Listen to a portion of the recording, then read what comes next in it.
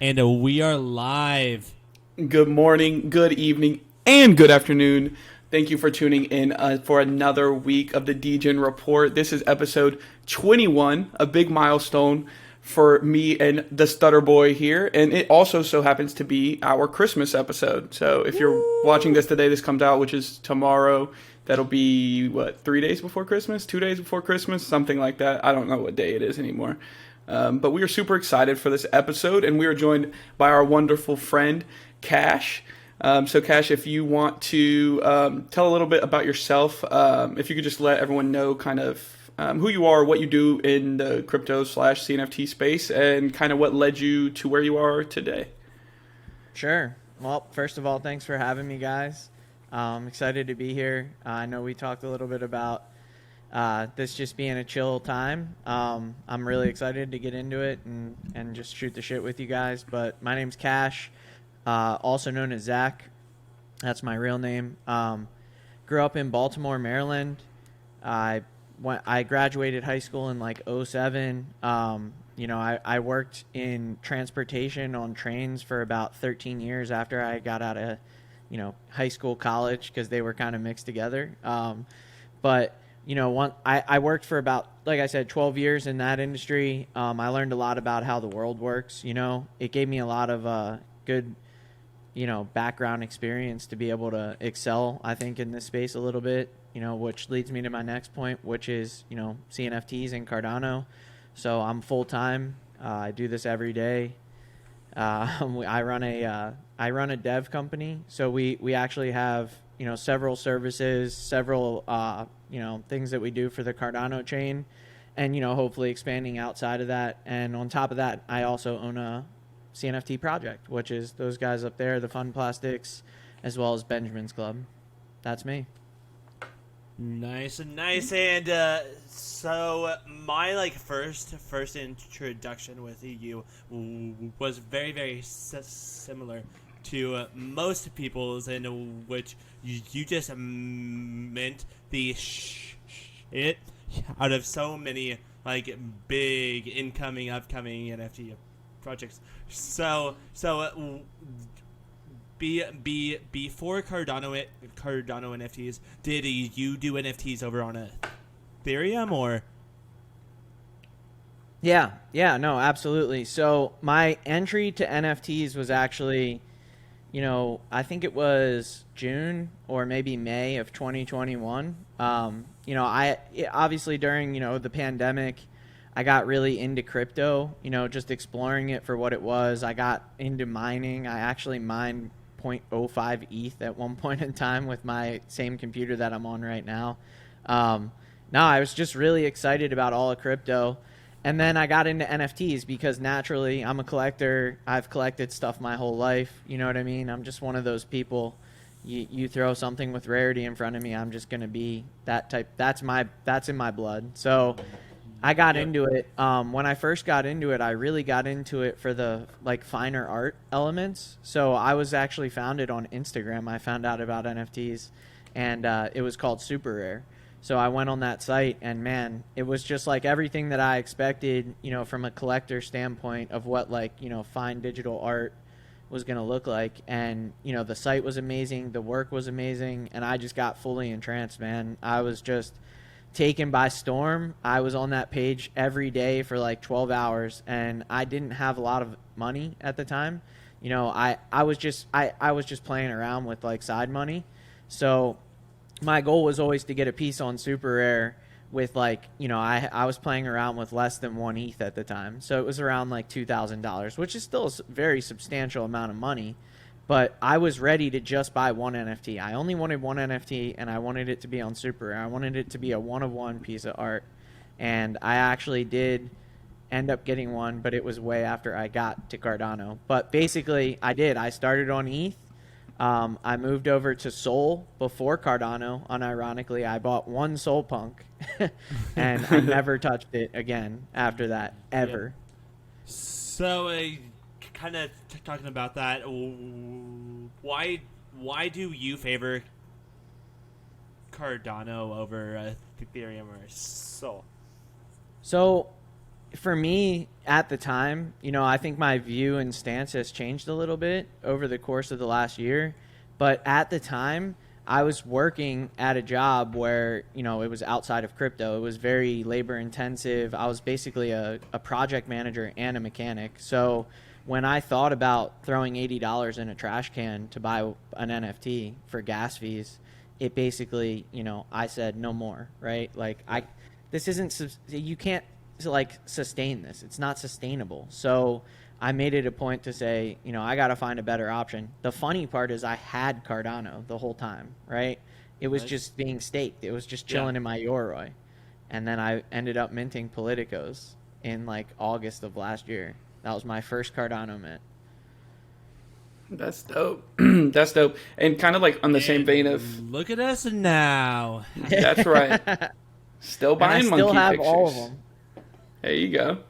And kind of in the same vein of speaking about ETH and Sol and Cardano, to kind of get into the current topics of the week, I definitely wanted to talk about JPG Store starting to allow both Sol and ETH buys for Cardano NFTs. Kind of wanted to see where you're at with that. Personally, I think that it's really great for the space. I think that any sort of encouragement that we can do to expand kind of dumping from or kind of merging over from blockchain to blockchain, kind of seeping into each other's world a little bit, I think it's great. So just kind of wanted to see, what your thoughts are and where do you see that leading to? Do you see that leading to maybe eventually JPG offering both ETH and Sol NFTs where you can kind of purchase all blockchain or these major, NFT blockchains with, whatever crypto you want, or kind of where do you see that going? So I have a dual perspective on this, obviously from a collector standpoint, it's huge. It's huge for the space, right? Being able to get people to have a custodial wallet where they don't have to set up anything until they're ready is amazing, right? That's the next step in progressing forward. When we were at CNFTCon, for an example, right? We're in the cab with the cab driver. We got him to set up the wallet, right? But he had no way to write down a seed phrase. So we missed, right? We literally missed because we did not have a way for him to accept NFTs without making a wallet, right? We were going to give him ADA handles, all this fun stuff, but it just wasn't possible. So, it's a great feature, right? It's amazing. And I think that no matter what, right, every service provider, and this is where I transition into a service provider, every service provider in the space is going to want to do that, right? We've been talking about it internally at Anvil for a really long time. Our customers want it. We're actually under contract to do a cross-chain mint. So that's next on our list. Nice. We would really like to make a bridge, right? That's the end goal where NFTs can go back and forth, right? When you look at the big picture, people want to be able to own their shit wherever they want to, right? Everything should be able to be cohesive enough by reading a wallet for an asset that you can have your NFT wherever you want. Who cares, right? Yeah. That's the next step. Yeah.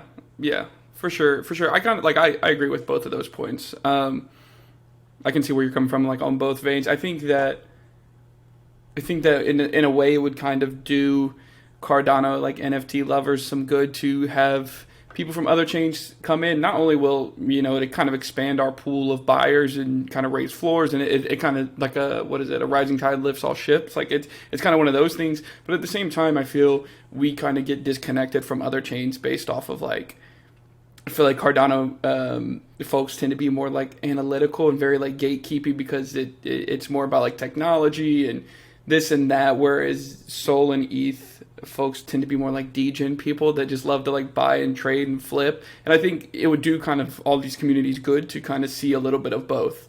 You know what I mean? I feel we could loosen up a little bit. Sol people and ETH people could be a little bit more community driven.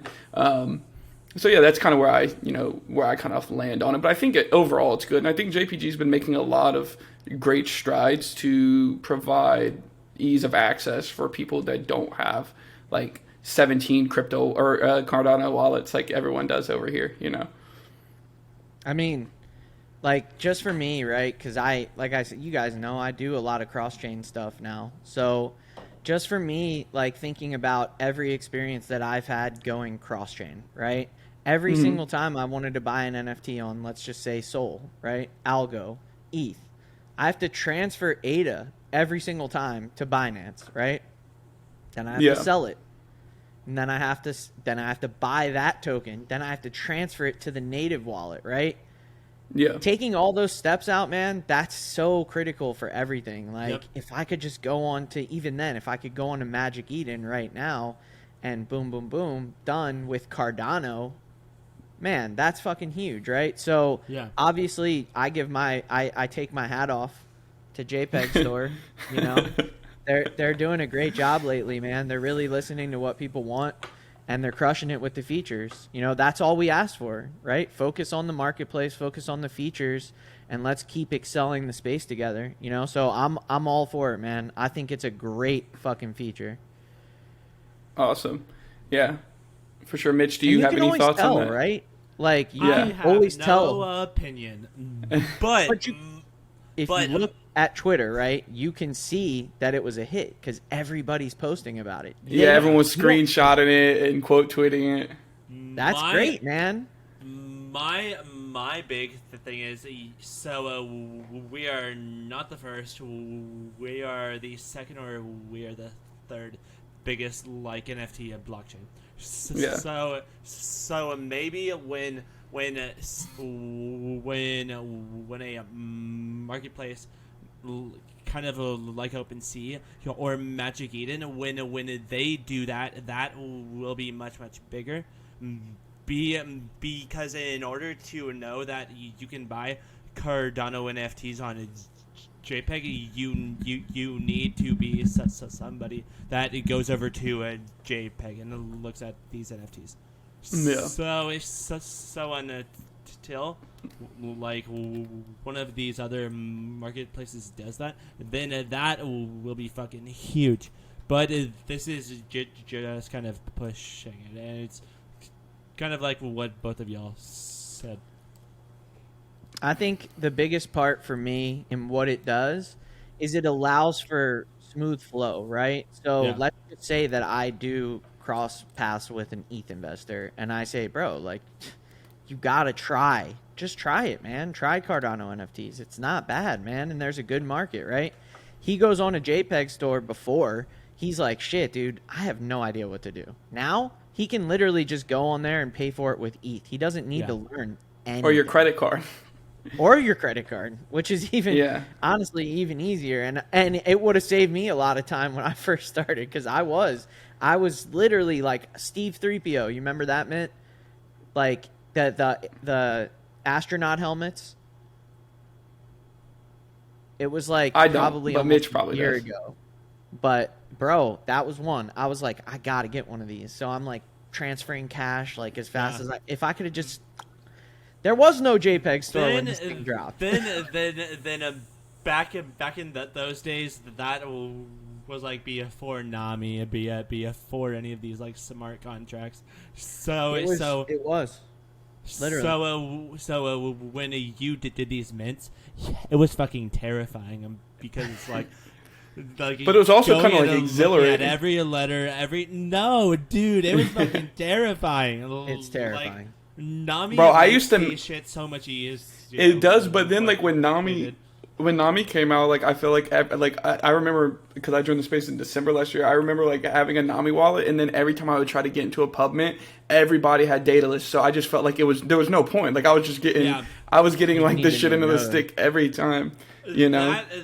That And everyone's like, well, you can customize, you can like make your That's own node through Nami if you do like these 10 steps. And I was like, dude, I'll just buy it on secondary. I really don't give a fuck about doing all of that. Like that's way too hard. I ended up doing that. that fucking murdered my passion for like minting shit, and because it's like, oh my god, these Soho kids are minting, or these Bright Pals are minting. I can't wait to get them, and then I then I get signed up to mint Soho kids. Don't mint fucking any. Then I'm like, don't worry, I'll just go mint Bright Pals or fucking Discos. Don't mint fucking any, and that I'm like, why do I even try anymore? But that was kind of the down period, be it between like JPEG and CNFT.io, where there was also like so much going on the Cardano blockchain, where we needed that period to move forward to. It was a transition for sure. Yeah. Yeah. Yeah. And Cash, something I wanted to also talk about, speaking of like minting projects, this kind of ties back into like current events, but also because you run a minting service, I think it'd be like super interesting to pick your brain about. I want to see where you're kind of at. I kind of get torn because I feel like in the space, everybody like kind of shifts blame back and forth just depending on what's more convenient. When like something on a mint might go awry, just depending on like what it is, it's either like the minting service's fault or it's the project's fault, and it's like solely one or the other. Like I know InMaker gets a lot of bad rap, like I feed into that sometimes, but or it's like the project's fault because but I think obviously these things are way more complicated than most people think, and there's like a lot of stuff that goes on the back end that like it needs to be prepped and prepared for. So to me, I wanted to kind of pick your brain and see where you see minting and kind of like overall sentiment like evolving as we go into a new year, because I just think that everyone's in like this weird spot of like a lot of mints get rushed too, like Kabuki Tokyo, like they minted half their shit didn't have eyeballs, like that was just really weird. Like I feel like a lot of people are like rushing through mints, or they take their time but something goes awry, and I just feel like it's really hard to please the Cardano community. So coming from someone that, you know, runs a minting service, like where do you see that kind of like evolving from where we are now to like in the future? So this one might be kind of long-winded, just because like obviously Go this for is it.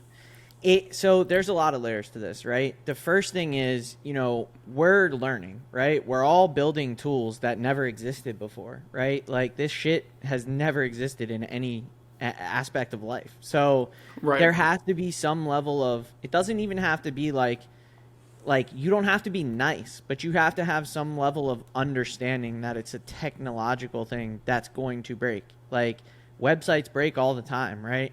So Right. I don't know. There's a really fine line in taking responsibility, right? In a lot of instances, it's too complex to say it was one party's fault or the other, right? I've had several mints where, yeah, we, you know, at the last second, we didn't activate this or we didn't do this, right? But when you look at the overall picture, they were rushing. Everything was delivered at the last minute. You know, we're getting the mint ready in, 12 hours. Of course there's going to be errors. Like that's one of the biggest problems, is that people don't temper their expectations on, like basically like how close you are to the mint date and when you deliver the information. The later you deliver it, the more of a rush, the bigger chance that something's going to go wrong. That's just life, right? That's right. Anything, any project you do. If you write a paper for school and you rush it at the last minute, it's going to suck. So there's a lot of that. And a lot of the time it is the minter's fault, flat out, bro. Like TCC, that was our fault, 100%. Sure. Didn't they crash your servers though? Yeah, we were doing some last minute stuff for it, right? That had nothing to do with that, but that kind of shit happens, man. Like literally, this is not the first time that it's happened to a Cardano mint, and it won't be the last. Yeah. It literally happened today. So it literally already happened again. It's twice in a week period. If it's a hype mint, then these people are going to go nuts for it. My perspective on that is admit defeat. Not defeat, right? Admit that you messed up, which I'll gladly do any day of the week, right? Right. And then fix it. Stop just talking. Go actually fix it, right? Like that's kind of my motto, is like I don't really give a shit what anybody else is doing in the space. I'm worried about what I put out. And our product does all the marketing for us. It does all the talking. So when we have a bad day, it's like a triple negative, you know what I mean? So we literally do everything in our power to avoid bad days like that. And that includes better preparation. It also includes like revamping, our products when we find things wrong. When people give us feedback, we change things. When we see that it crashes for this reason, we fix it, right? When we see that this style of whitelist, it causes problems, then we lean customers towards a different style. You know what I mean? It's all about how you adapt and improvise in this space. And the people who are the best at adapting are going to literally have the best chance of being successful, in my opinion. Yeah. So, going off of that, we talked to Peppermint like 2 or 3 weeks back, and we did ask them this question also. But what makes your minting service different than every other minting service? No, that's a good question. So there's 3 things in my opinion, right? The first thing is the customer service. So we provide a level of customer service that, quite frankly, there's a very slim chance that anybody's doing as much work with these customers. Like, we have a full-blown hand-holding experience. You could know nothing about NFTs. We literally do layering. We do metadata. There's a lot of stuff that people don't see that we do behind the scenes, right? Like, your favorite collections, layered by Anvil. Like, that's a real thing. So not only that, like, we're not a minting provider, right? We're not like, that's not our bread and butter, right? We just do that because it's a necessity of our project. So we're a much broader picture. We want to encompass staking, raffles, marketplaces. We want to empower projects with all the tools, not just minting, right? Mm-hmm. To answer the question, though, what makes us different than other minting providers was, up until this week, we had never really had what I would consider to be a failure, right? Like, we might have had some human errors, but in terms of like technical limitations, last week was the first time that we saw any type of vulnerability. So that's the biggest one, fixing that. Yeah. But like you said, you need to have these times to get better and better and better. So yeah, it just sucks when it's a super hype collection. I mean, bro, like, if I'm being completely honest with you guys, that was the worst day of my professional career, and I've had some really shitty days, right? That I take that so seriously and to heart. Like, you got to understand, it's not just like, oh, you got, like, people don't see everything that's happening. I'm getting 150 DMs at once from people asking me, like, straight up, like, imagine asking, like, Steve Jobs why your iPhone's not working. You're never going to get the opportunity to do that anywhere but here. Yeah. So it just creates a lot of chaos, man. And at the end of the day, we call it the war room for a reason, right? You go in, prepare for war, and then you get out, man. You get out alive, and we fight to see another day. Until our tech is robust enough to be able to say, there's nothing that's going to fucking knock this off its horse, like, we're going to keep considering the fact that somebody could come in and mess with our stuff. Yeah. And especially when you do what you do in Cardano NFTs and NFTs, like, there's like you can't ever like build that wall high enough to where these people messaging you, like, that will never not keep you up at like 2 a.m. because you need to be in there. So when you are like, just go in and do what you do and then turn it off. You can't turn that shit off like you can in literally any other job. Yeah, that's a fact, bro. It's literally, this job is by far the hardest job I've ever had. It's also the easiest job in terms of waking up every day. There's not been a day that, no matter how hard the day before was, that I didn't wake up like ready to go to work. You know what I mean? Yeah. And that's rare, because I wasn't like that at my old job. You know what I mean? So I really take it seriously, and I think that I found something special, and I want to keep building on that. So, like, good. When shit fails, I take it super seriously. Like, I'm not going to blame the customer if it's not their fault. I'm going to take full responsibility, and I'm going to go out and get it done, man. That's my motto, and that's just how I'm just a resilient person, man. I'm like a cockroach. Like, you're really going to have to kill me if you want me out of here. And it's going to take more than one bad mint for that to happen. Yep. I can guarantee you that. Yeah. Well, anyways, we should kind of move off of Cardano for a bit. And for people that have been here since the beginning of this episode, yes, Christmas is in like 4 days. That is fucking insane. So, do you guys have a favorite Christmas movie? Oh, Yeah, I definitely have a movie. It's Elf. It's got to be. Right? Oh. It has to be. Come on. Yeah. Come on. But song? What about song? Yeah, let's hear a song. What is that? What's your favorite Christmas song? That's a follow-up. Dude, There's your follow-up. Dude, all of them are so fucking bad. What? They see. I'm just saying the holiday Justin Bieber album slaps, and I will go to my grave telling anybody that. The holiday Justin Bieber album, Mariah Carey's holiday, yeah, it's fire. And he says that, but I joined his Twitch stream the other day, and he was singing "Baby It's Cold Outside" with his elf outfit on, and that might have been the day he was drinking. What were you drinking? You were drinking like wine or something, or he was. No, one day I joined his stream like 2 weeks ago, and this man had a wine glass filled with a Blue 4 Loco on ice in the wine glass, and I thought I was about to fall out of my desk chair laughing. Classy. It was so fun. Classy. Well, let me ask you though. Is that considered a derivative, Mariah Carey? She made that song. That's somebody else's song, right? Yeah, I think it's like, I feel like it would be like, if we consider it in like the term, like the way that we consider things to be derivative, it is a derivative, right? Yeah. No matter like how good it is, it's technically a derivative. It's a derivative that outshines. She sang the exact words, yeah. Yeah, and that's just the way it crumbles sometimes. Half the Justin Bieber album's derivative, but I think it's fire. Maybe I might enjoy Christmas like music more if there was like fucking Halloween music, fucking Valentine's Day music, Halloween music, fucking shit. You heard of like one-eyed, one horse, flying purple people eater? You never heard that song? The Halloween song. Halloween.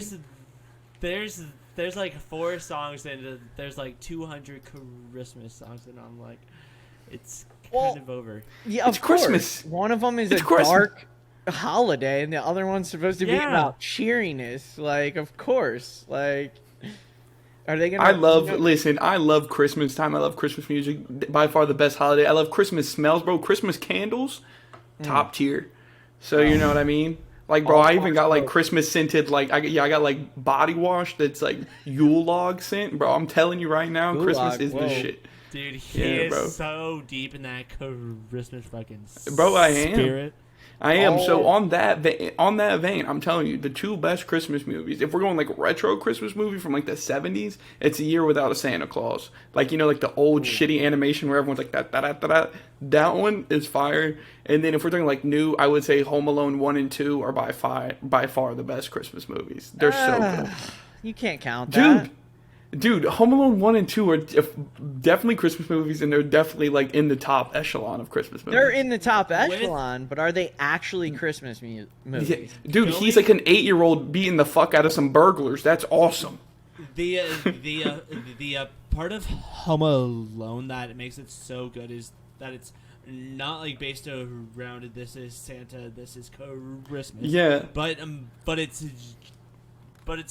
more so about this kid being in his house during Christmas by himself, and as like doesn't have much to do about fucking elves, about Santa, about and as like a little kid, when you're a little kid, you're like, dude, this is badass. Like, I remember watching that movie as like a little boy, and I was like, dude, if a burglar broke in, I'm definitely hitting him in the head with a can of paint. You know what I mean? Like, this shit is awesome. Yeah. You set your house up. I know I did. Like, I tried to get my brothers, my parents. Like, I was doing that shit. They hated me for that movie.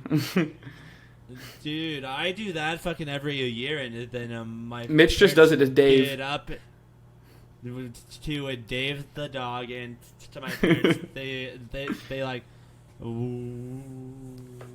wake up. Their feet are covered in tar.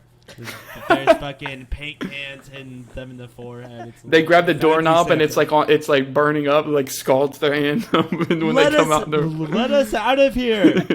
No, Mitch is just terrorizing his parents.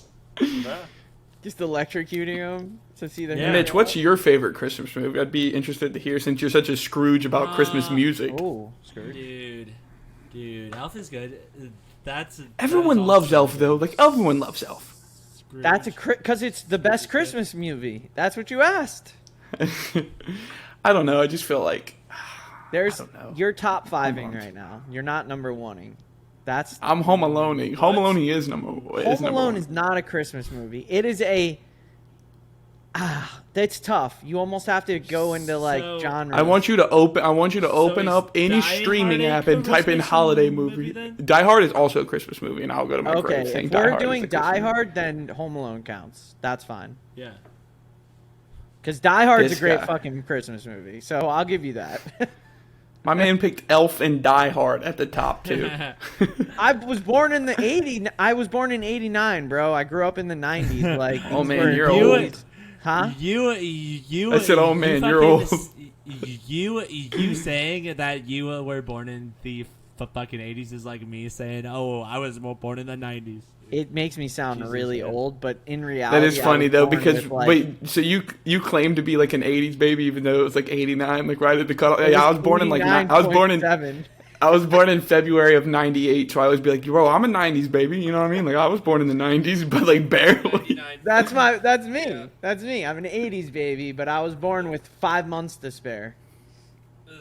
That is your fucking claim to fame. Like, what the fuck is Benjamin's Club? What is Anvil? Dude, he's a fucking 80s baby. He's an 80s baby. Who's into crypto? That's it. But Elf I cannot settle that Elf is the best Christmas movie. I mean, if you... It hasn't stood the test of time. It came out, what, 10 years ago? Okay, but that's not really relevant anymore, is it? Like 15, 16 years ago. You're capping them. Looking this up right now. If you're gonna do, come out 10 years ago, dude, I've been watching that movie for 15 years. Okay, you're right. It came out. It came out in like 2001. It came out in 2003. Oh my god! See? So I mean, that's like 20 years ago. Home Alone was made in the 90s, baby. Just like you and I. There you go. Yeah, just like me and you. We were made in the 90s. That's right. I'm a 90s kid. Just barely, but honestly, Elf is so fucking good. It's hard to beat. The only way that you could argue against Elf is by actually giving me a Christmas story, not the movie, an actual like it has to be like a traditional. Like if you tell me the story of Scrooge is the best, Christmas thing, maybe, right? But when you say movie after. I don't like the old movies. They're in black and white. They kind of suck, right? Like the newest Christmas. Which one do you like, man? The ones from the 70s are not in black and white, and they're like dope. I like A Christmas Story. That's a good movie. Yeah. Cash, I'm really conflicted with your takes. I'm gonna lie. My dad's favorite movie is It's a Wonderful Life. So because of that, I've got a bias towards it. That's really horrible, actually. I'm gonna knock you under Cash now for that take. My new favorite one is the one with Arnold Schwarzenegger. What's it? You're talking about Jingle All the Way. That's the one. That's my where he's trying to find Turbo. Where he's trying to find the Turbo Man doll. Yes. Dude, I quote that movie like year round all the time, and my family like makes fun of me because every time like something crazy happens, I'll be like, you know when he's like the mailman's like fucking around and he gets out the building and it actually blows up as a bomb and he's like, it's a sick world, we're living with sick people. I say that shit all the time. I'll see some crazy shit like on the news. I'll be like, it's a sick world living with sick people, and I say that shit like constantly. It's like one of my favorite movie quotes. That's a good one, dude. That movie was also epic, and Santa Claus is a great movie too. I mean, the original. Oh yeah, my wife loves the Santa Claus series. You have to, man. I would say like top 5. I'm not giving you both Home Alones, but I'll give you one. Die Hard. The first one's the better. The first one's the better one. Oh, the first sure. Home Alone's always. the better one. Always. What? Okay. I mean, always. The first one's the best. That's facts. Okay, pivoting. Well, staying in the Christmas theme, I want to move along to ask you, what is your favorite Christmas memory? Favorite Christmas memory? Does it have to be like a Christmas Day memory, or can it be just about like Christmas? Just like anything about Christmas. I would say probably this, man. My Christmas tree tattoo. Yeah. Hey, I have a tree too, but I have like a pine tree.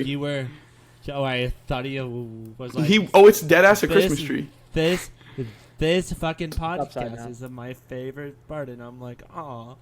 I mean, But, it was no. my first tattoo that was visible anywhere out. Like, all the rest of them were covered by sleeves and stuff. It was when I finally made the decision to say, fuck it. I don't care what other people really think, right? I went out. Yeah. And it also was a good memory because my wife and I went to the tattoo convention every year, and I got another holiday. You know what I mean? So Yeah. it That's turned cool. into an event for us. So it's one of my favorite Christmas traditions. Other than that, I would say probably just the annual topping of the tree where we had a Tasmanian devil angel. Dude, that's sick. Yeah, so we love putting it up. I like when every people year. switch it up and don't just put like a star or like a regular angel. Like this year, my wife and I, we have it's like a top hat that like leans kind of sideways. So it's like Yeah. this big black like top hat with a big red bow on it. I just think it's fun. Like I like when people do like weird shit with their Christmas trees. I feel like My this is more of like a deeper level, but I just feel like people are being more open, like with trying and having fun with shit. And they're not as tight as they used to be. Like you're starting to see new designs come out, all kinds of stuff, right? People just like thinking with their heart rather than like, oh, well, what are people going to like and what's society going to take and all this shit. Like people are truly being creative. I love it, man. Like I'll Yeah. never forget that fucking Tasmanian devil. Bro, and the fact Aw. that talking about things being like more open and cool now, but the fact that Champion used to be shit you could buy at Walmart and now it's really cool really irks my soul, and it really makes me upset. Because when I was a kid, Champion was lame as fuck, and now it's cool, and I can't buy a crew neck for less than like $80, and I used to be able to buy this shit at Walmart. I mean, So I'm not a big fan still, so I guess I'm just double missed on that. But I mean, like, if you told me, I'm gonna just assume every one, take I have, yours is way left. if and one And came one. back, I would not buy it. I Nah, might. and buy it. one's kind of beat. And one's kind of beat. If they came out with the Iversons again, Yeah. do you remember those? Yeah, I know what you're talking about. They I know were what you're talking so about. Yeah, they're all ugly. beat. And their shorts are like really baggy. It's like wearing a trash bag Oh my god, dude, they're heavy with the too. big They legs. feel like- And they're thick. Like if you got caught playing outside and it rained, dude, there's no way Hell you're holding your no. pants up. Like them things are falling off. you could catch a foul just from brushing up on somebody. Yeah, and knock someone over. God, man, I'm trying to think of what my favorite like Christmas memory is. I don't know if anything's ever like. Can't think of like one thing that really stands out. I have like a really big family, so we always do like really. I have like 4 Christmases to go to every year, so it's always like something going on. We always play like board games at Christmas. Like me and my siblings and my cousins, we always play like random board games. Man, I think that's a cool memory. Like I enjoy that kind of stuff. Except my cousin, he's like super smart. He's like was on like the chess team and shit in high school. He's like one of them people that like anytime you play a board game, he like has all the cards and shit memorized, so he just beats everyone and it's like not even fun. So I just normally No. like drink and hope I win, but I always lose. I hear you. And then whenever you begin to lose, you double down on the drink. Yeah, I mean, and some people drink eggnog at Christmas, which I think is horrendous. Dude, Agree. Big agree. why? Okay, first it's because it's like thick, dude. Like I'm not drinking anything that's like it tastes like I'm drinking like oatmeal. Like that shit is thick, and I'm not drinking it. It's a texture thing to me. It doesn't taste bad. It just it's like I don't like it. But No it's way. very, very similar to like Christmas movies and Christmas music, where it's that whole like, it's that time of the year. Maybe I'll pop open some eggnog, or no. No, fuck. No, I don't Hell like no. eggnog at all. I changed Do the it. soap from regular soap to pine scented soap. Christmas.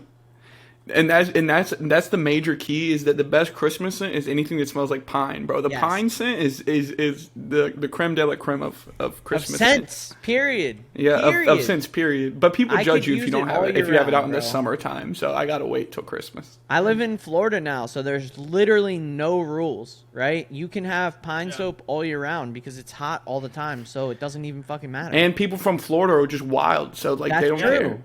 Look at me in my big ass hat. No, I'm just kidding. I just live there. I'm not fully Florida yet. Not yet. Did you move from Baltimore? I grew up in Columbia, Maryland, which is like probably 20 minutes south of Baltimore and like 30 minutes north of Washington D.C. It's actually I was about to say it's between DC and Baltimore, like on like the way up. Yeah, I'm not gonna lie, man. Like I was super great. I'm super grateful to have the upbringing I did. We weren't rich or anything like that, but the community, it still isn't really a rich community. It's expensive to live there, but the houses aren't like anything crazy. They're not even new. They're all beat to shit. But people want to live there because of like the diverse. It's a DC nature. suburb, yeah. And that, right? Of course, you can get to. You could work in Baltimore or DC and get to both in like a half an hour, even with the shittiest traffic, man. So we just recently drove up the coast from North Carolina, bro, like, and the Baltimore tunnel, bro. That shit is really suspect to me because we don't have like tunnels and shit here unless you go like to the mountains. We have like one or two. Those are only in like West Virginia and shit. But in North Carolina, we don't have tunnels. So to be in a tunnel really freaks me the fuck out because I'm like, why am I in here and why is it so tight? Like, why is the wall this close to me? Well, so two things about that. The crazy part is I used to drive through that tunnel for the job that I had before this every single day. Like, I had an easy pass, all that. I drove through there. And that's when I moved north, right? I was 25 minutes north of Baltimore after that. But my dad helped design. They used to have booths in all those tunnels. My dad actually engineered those. My dad's an engineer. I'm a fake engineer. Sick. But, yeah, man, it was really cool because we would drive through to visit my aunt and shit when we were younger because she lived on the north side. So we would always drive through the tunnel, and he'd be like, yeah, I built that. And I was like, I want to have something like that one day where I can say, I want to build a tunnel. You know what I mean? And truthfully, every time we do a mint, I get that same satisfaction feeling. Like, I helped build that, right? Like, dude, when the most stressful day in the entirety of a project is the mint day, period. There's no other... I've done everything. I've seen everything. I've experienced everything. It's always the most stressful event, right?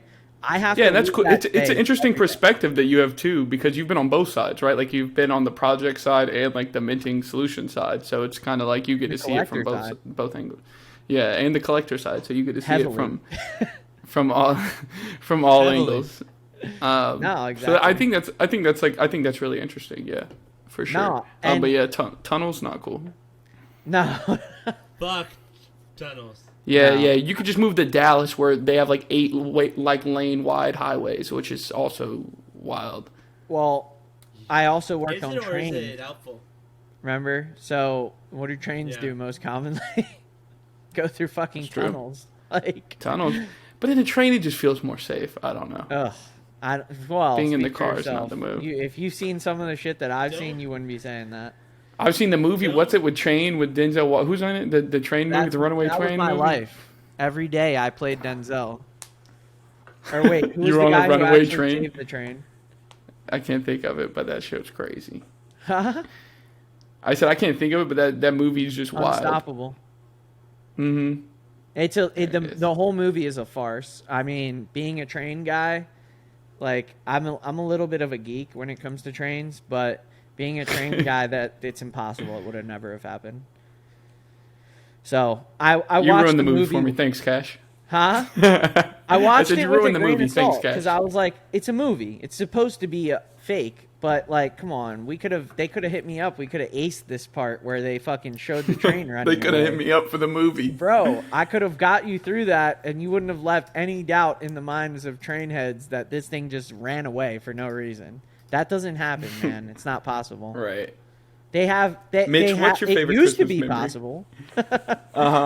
Yeah. Not modern trains. Well, do you know where Fredericksburg, Virginia is? Yeah. So I used to work there. That's where I started my career on trains. And the funniest story I've ever heard in my life was, and it's kind of scary. It's not that funny now that I'm saying it out loud. Is they were changing. So they were changing the brake shoes, like the same things on your car, right? That stop your car. And they had cut the air to the brakes out so they could change them, right?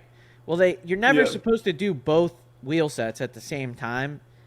I don't know why the fuck these guys did it, but they did both at the same time. So there is literally no brakes on this train, right? And then they pulled the handbrake. So this is on a fucking hill, right? It literally went down the hill. It started creeping, right? And then it went 11.5 miles. Unmanned. Just like off the weight of it. Of the weight and the speed, right? Yeah. Because there was sick. literally no way for the brakes to apply. That was like my real life. I bet those guys got fired. No. Only the guy that was a felon got fired. Oh, damn. That was the punch. So one of the guys was actually a felon, and he got fired. The other guy, he kept his job because it wasn't really his fault. The other guy is the one who. Do you have any idea what the felon did? No, I don't. I mean, even then, like, what relevance does it have in that situation, right? Like, never know. I mean, it could always pop up on a podcast. Hey, that's true. I don't even know who the person is or what his name is. Honestly, I only know the guy who's not a using felon. a train. I did give a pretty graphic backstory on it. Maybe they'll figure it out one day, but I don't really care. I'll be long gone by then. My favorite Christmas memory ever was I may have talked about this on the podcast or maybe on my live stream, but there was always like part of me that knew Santa may or may not be the man who says he is Santa, right? Oh, that you have talked, dude. This is so fucked. But my whole idea on it all was, if my parents knew that I didn't know who Santa was, then that they just like wouldn't buy me shit ever. So it's like one day, maybe I was like 13, 14, 15. My parents like sat me down and they're like, so we've got some bad news, and here I'm like, oh no, maybe my grandparent died or something, and they're like, so we've kind of been lying to you. Santa's not the man he says he is. And I'm like, and Mitch is here like a freshman in high school. He's 15. Yeah. And it's just hilarious. Like, you're lying to me. How dare you? I put out milk and cookies every year. But then who eats the fucking cookies, Mom? Who eats the fucking cookies? Make that make sense, Mom. Because I said I still believed in Santa. That's so funny.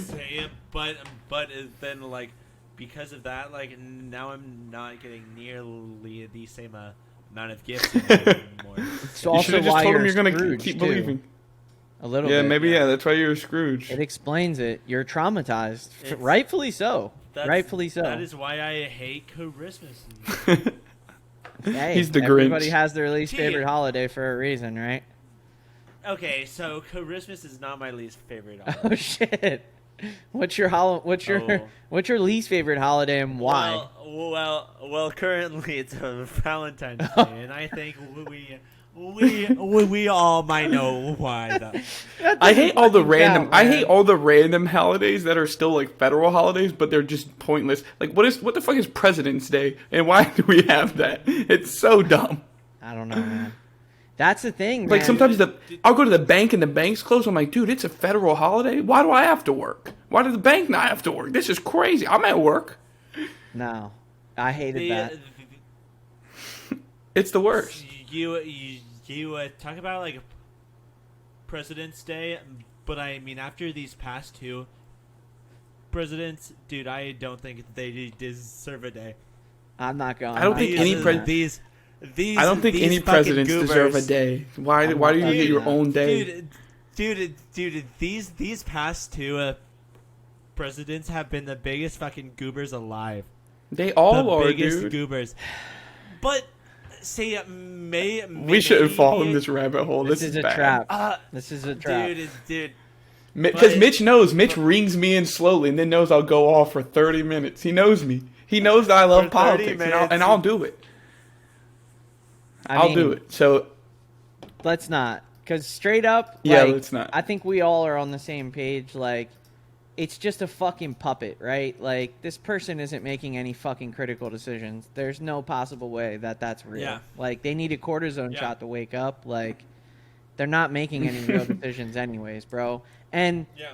before we fucking bounce off the topic, I read something in the news that, like, the whole Democratic Party all voted the same way for the same thing. Like, what the fuck is the point of all this? Like, They all do. Everyone does. it's just so stupid. We don't need politicians for everything. What we need is a system that's smart enough to tell us what we need, and then we vote for it. It's called the blockchain. I'm saying Chat GPT for president. Who? Do you know the chat thing, the new AI thing, Chat GPT? I'm just saying, bro. Like, what You are know what I'm they talking about, doing? though, right, Cash? Huh? You know what I'm talking about, right?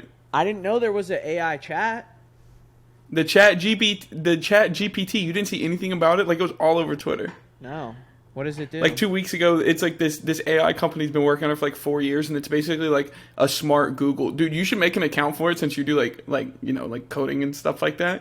Like, you can literally like be like, run me like a C script for like this and that and this, like, and make parameters about it and like type it all into like a sentence and hit enter, and then it'll just start, like, you'll see on the screen, it just starts like, it's just lines of code, like, and it's just doing everything you say. Or you could be like, write me a book report on this book based off the fact that like I want to speak about the protagonist and what, and then it'll write like 17 paragraphs. Like, it's just a full book report, and it's just writing it down the screen. That shit is dope. Can I say, hey, CPT, get me a girlfriend? Can I say, yeah. get me utility? Dude, honestly? Yeah, I'm gonna say win Give- utility question please, mark is it and gonna see be what it right? says. Please White give paper Cardano soon? utility. Write me a it's Cardano gonna start- NFT white paper and Write me- do a roadmap. 10,000 assets. Give me a roadmap, please. Yes. Okay. And soon Cash is out of a job. Yeah. Damn. That's the thing, man. Like, I mean, just touching on the AI stuff, like, I had a really good conversation, and I was in a space the other day about it. And it's just such a weird area, right? Because it's unexplored. But at the end of the day, it's no different than like any other form of art, in my opinion. Like, if you want to do AI art, that's fine, but we just need to tag it, right? Like, okay, this work was done with a paintbrush. This was done with a fucking diamond. Yeah, I think it all comes down to like being transparent about like what kind of art it is, right? Like, if you hand drew these traits, or like you typed them in and it just like and it gave you those traits, like, because that's a big difference, right? For And people I think to it takes say away that from that's irrelevant is what pisses me off. Like, yeah, because I think it there's a takes away huge from the difference. artists that like sit there all day on like their iPad and shit and like literally draw out, like hand draw 300 traits to put into an NFT collection, versus like putting a bunch of traits into like a random generizer and it just spits out whatever it is. Like, I think that's way different. I don't think they share the same value, and I don't think that the creative process is the same. You can do one in a split second, whereas the other takes time, it takes passion, it takes drive. Like, that's why a lot of people don't make NFT collections. When I first started, that was all I wanted to do, was make I literally learned how to use Blender because I was on Super Rare, like I told you guys earlier, and I was like, I can make this. Like, what is so special about this? If they can do this, so can I. So I downloaded Blender, I learned how to use it, and then I started making what I was going to call Crypto Hawks. And I'll send you guys a picture of that later. Maybe you can put it up on the show. Send it in the DM. It I was- want it to see. was Yeah, so pretty we'll throw it up on the screen right here. That's perfect. You're gonna fucking love it because like I was so pumped about it. They were called Diesel Hawks because I didn't want to use the word crypto in it. That's right. But man, I'm telling you, like, I was all in. I was ready to launch a collection. I told my brother, he's a phenomenal artist. Like, bro, let me do the like marketing stuff, right? You do the art. Like, you're a good artist. You're creative. You don't need to do both. And he was like, nah, I'm good. And that's when like I was just super determined, man. I was like, well, let me figure out a different way to get this done. And that's, I mean, there you go. It's the story. There it is. The D's Nuts Hawk, or whatever it was called. Got it. Okay, we ended up from we got from ChatGPT and that from what's your favorite Christmas memory. So we really slid that one straight backwards. bro. Be But ready. moving along from Christmas, Cash, I'm really excited to ask you about this topic. So would you rather fight Muhammad Ali in the ring, boxing, like one-on-one, or sound like him, like talk like him for the rest of your life? I'll fight him, dude. Fuck it. That's fine. I get my throwing ass hands? beat every day. What is another day of getting my ass beat? Whether I get my ass beat digitally or physically, is that relevant? I don't know. I'll take the fight. I like my voice. I don't want to change. He also just slurs his words and stuff. That's why I wrote the question originally. No, 'cause, I know. Have you ever heard him talk? Like, that's crazy. I'm getting in the ring with Buddy. I can't talk like that forever. Nah, man. Dude, so I feel like my opinion on this might be a bit different. Saying how I kind of may have an impediment myself. Dude, honestly, he sounds like a fucking idiot. You would get beat up too. Holy shit, that's saying a lot. Honestly, We're all getting beat up. Maybe we could take him 3-on-1. I don't know. But what if we get beat up so 3-on-1? bad we talk like him again? You know what I mean? Like we get beat up and you end up ignored saying. his talent. Dude, I mean, I already have a stutter. Mitch said, "Fuck it, we're throwing hands. It is what it is." No fucking God would make me sound like that guy. And also have a stutter. That would be really fucked up. That would be fucked up, man. That's so funny. Yeah, I saw this topic or kind of something similar to it, and I was like, that's a really interesting question because I really feel like there's no shot that I'm spending the rest of my life talking like him. I just feel like I don't know. Is there a chance that you die when he beats you up? Like maybe you add that in there. It would make it harder. But has nobody ever taken a punch before? I'll take a fucking. I'm just sticking my chin out, bro. I'm hoping he knocks me out in one good one swing. hit. Just send me to the ground, and then we'll call it a day. And that's why I think that if I was given the choice between boxing and the UFC, I would always choose boxing because every UFC event main card that I watch, if you're kicking me in the leg as hard as you possibly can, I'd rather you punch me right in the eye. The amount of times people just get kicked in the knee or in the ribs and your ribs are already bruising in the middle of a fight because you're getting kicked in the ribs that hard, I would much rather you just punch me in the eye as hard as you can, bro. There's no shot I'm letting you kick me like that. This is a fucking tricked question because the question is said, would you rather fight Muhammad Ali or sound like him? Meaning, would you rather fight him, but it doesn't say where I'm fighting him, or the type of tools I can bring. I explained that in the ring, you're fighting him in the ring, boxing gloves. You're boxing, man. Yeah, you're hitting him with the float like a butterfly. You know what I mean? You're trying to hit him. Well, that's another good point, dude. What's to say I don't have a chance? He's pretty old now. You didn't say I think he was in his prime. I think it's like Muhammad dead. in his prime. Okay, Okay, y'all really picking fuck. apart this topic. Jesus Christ! I thought we would all just kind of get to it, where we were talking about just fight him in his prime. I told you it's gonna get really off the rails quick with me. Guys, he died in 2016. We might be able to take him. That's fucked up, man. R.I.P. man. That's rough. 60 years in the grave. We can beat his bitch ass. He'd still probably Yeah. kick my ass. Yeah, I don't know. Every time I watch a UFC fight, I'm like, there's just no way, man. There's no way I'm getting in a ring where someone's just kicking me, bro. There's no way. See, I'm like, Then Or you've seen people I'll see people get or they'll be up against the cage in a UFC fight and they'll have each other pinned and some people will stomp on the other person's toes, bro. You're stomping on my feet. There's no way I'm signing up for this. heel to toes. Yeah. Yeah, bro. Could we possibly go and then train for maybe 2 years before? Because if we could, then maybe I might be able to beat this. I say he's been dead for 60 I say years. I say at the con this year, we just form, like, we put duct tape on the ground in a big square and form, like, a small ring in the middle of the con, and we just give, like, people boxing gloves for, like, $108 a fight, you know what I mean? And everyone just bets on it. That'd be sick. Who would you challenge to a fight? If I had to challenge one... During a CNFT boxing match, man. If I had to challenge one person to a boxing match? Yeah. Oh, that's a tough question, man. Because, like, honestly, there's not anybody who I would pick because I, like, literally dislike them that much. I don't have... Cash is fighting Viva, and on that note, I'm going to go take a leak. No, I wouldn't fight Viva. No, man. You'd fucking die. For me, there's nobody who I dislike enough to fight. If I were to fight somebody, it would be more for fun. So I would want to fight somebody like Fence Maker or like one of the devs on my team, maybe. Somebody who I have constant like back and forth with, you know? Dude, there's only one fucking guy I hate in Cardano NFTs, and I'm so happy he got up to go pee because I did the shit out of Big T. No joke. Can I change my answer while he's gone? Yes. I'm fighting Big T.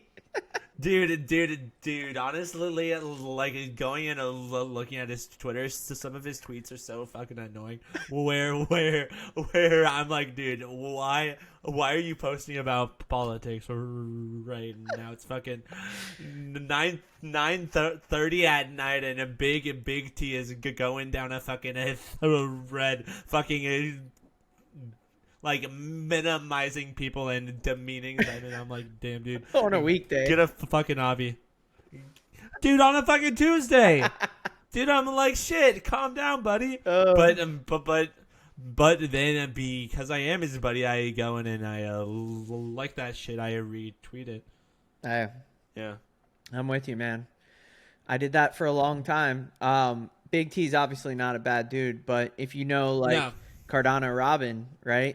That, you know, maybe an interesting point of discussion, but me and him were, I wouldn't say... Listen, y'all think I didn't take the AirPod with me to the bathroom? I'm fucking both of y'all up, dude. And all my tweets get hella love because they're good tweets. You tweet about finding your waifu at 3 a.m. in the morning, all right, Mitch? I don't want to hear it from you. And Cash just has like 10,000 followers, bro, so everything he tweets is getting love, but not, you know what I'm saying? I'm beating both of y'all up. Everything he tweets is golden. I'm hitting y'all with like the Stone Cold Steve Austin, bro. I'm cracking 2 like natty lights above my head, chugging both of them, and I'm just swinging, dude. I'm like beating my head with a beer can. Like, I'm going crazy. Last year... You think because I'm in an elf outfit you can beat me up? Last year in June, I made my Twitter account. Like, literally, I had no following at all. I didn't even have a fucking Twitter account. I literally made it last year. All the shit that I got, dude, was from... hard work and a lot of fucking NFT giveaways. No, I'm just kidding. I mean, bro, them NFT giveaways, they'll hit. They do be hitting. They do be hitting. We did those. Well, first of all, one thing that people don't understand is that I love giving back. So, like, any chance that I get to give somebody an NFT or, like, give something away, like, I don't give a fuck if I get followers. I'm typically just doing it because I just like seeing people happy, man. Yeah. Even if I can give somebody like a fun plastic, it's a 58 a floor. But that people get so happy about that, man, and I feel good because I get to share. You know what I mean? Yeah. It's just one of those things, you know. I love all my followers, dude. I pay attention to every single thing that happens on my timeline, and I engage with the people who engage with me, and I follow them back. That's how you build. That's literally it. That's the keys. Yep. Now this may take like a crazy left turn, but because you mentioned or I kind of mentioned following, and now I want to talk about it. I wanted to talk. So I was in a space today for like a couple of hours actually, and there was a lot of talk back and forth about who is it that runs. Cash, you know who runs the Black Santa? You know the Black Santa. Of course.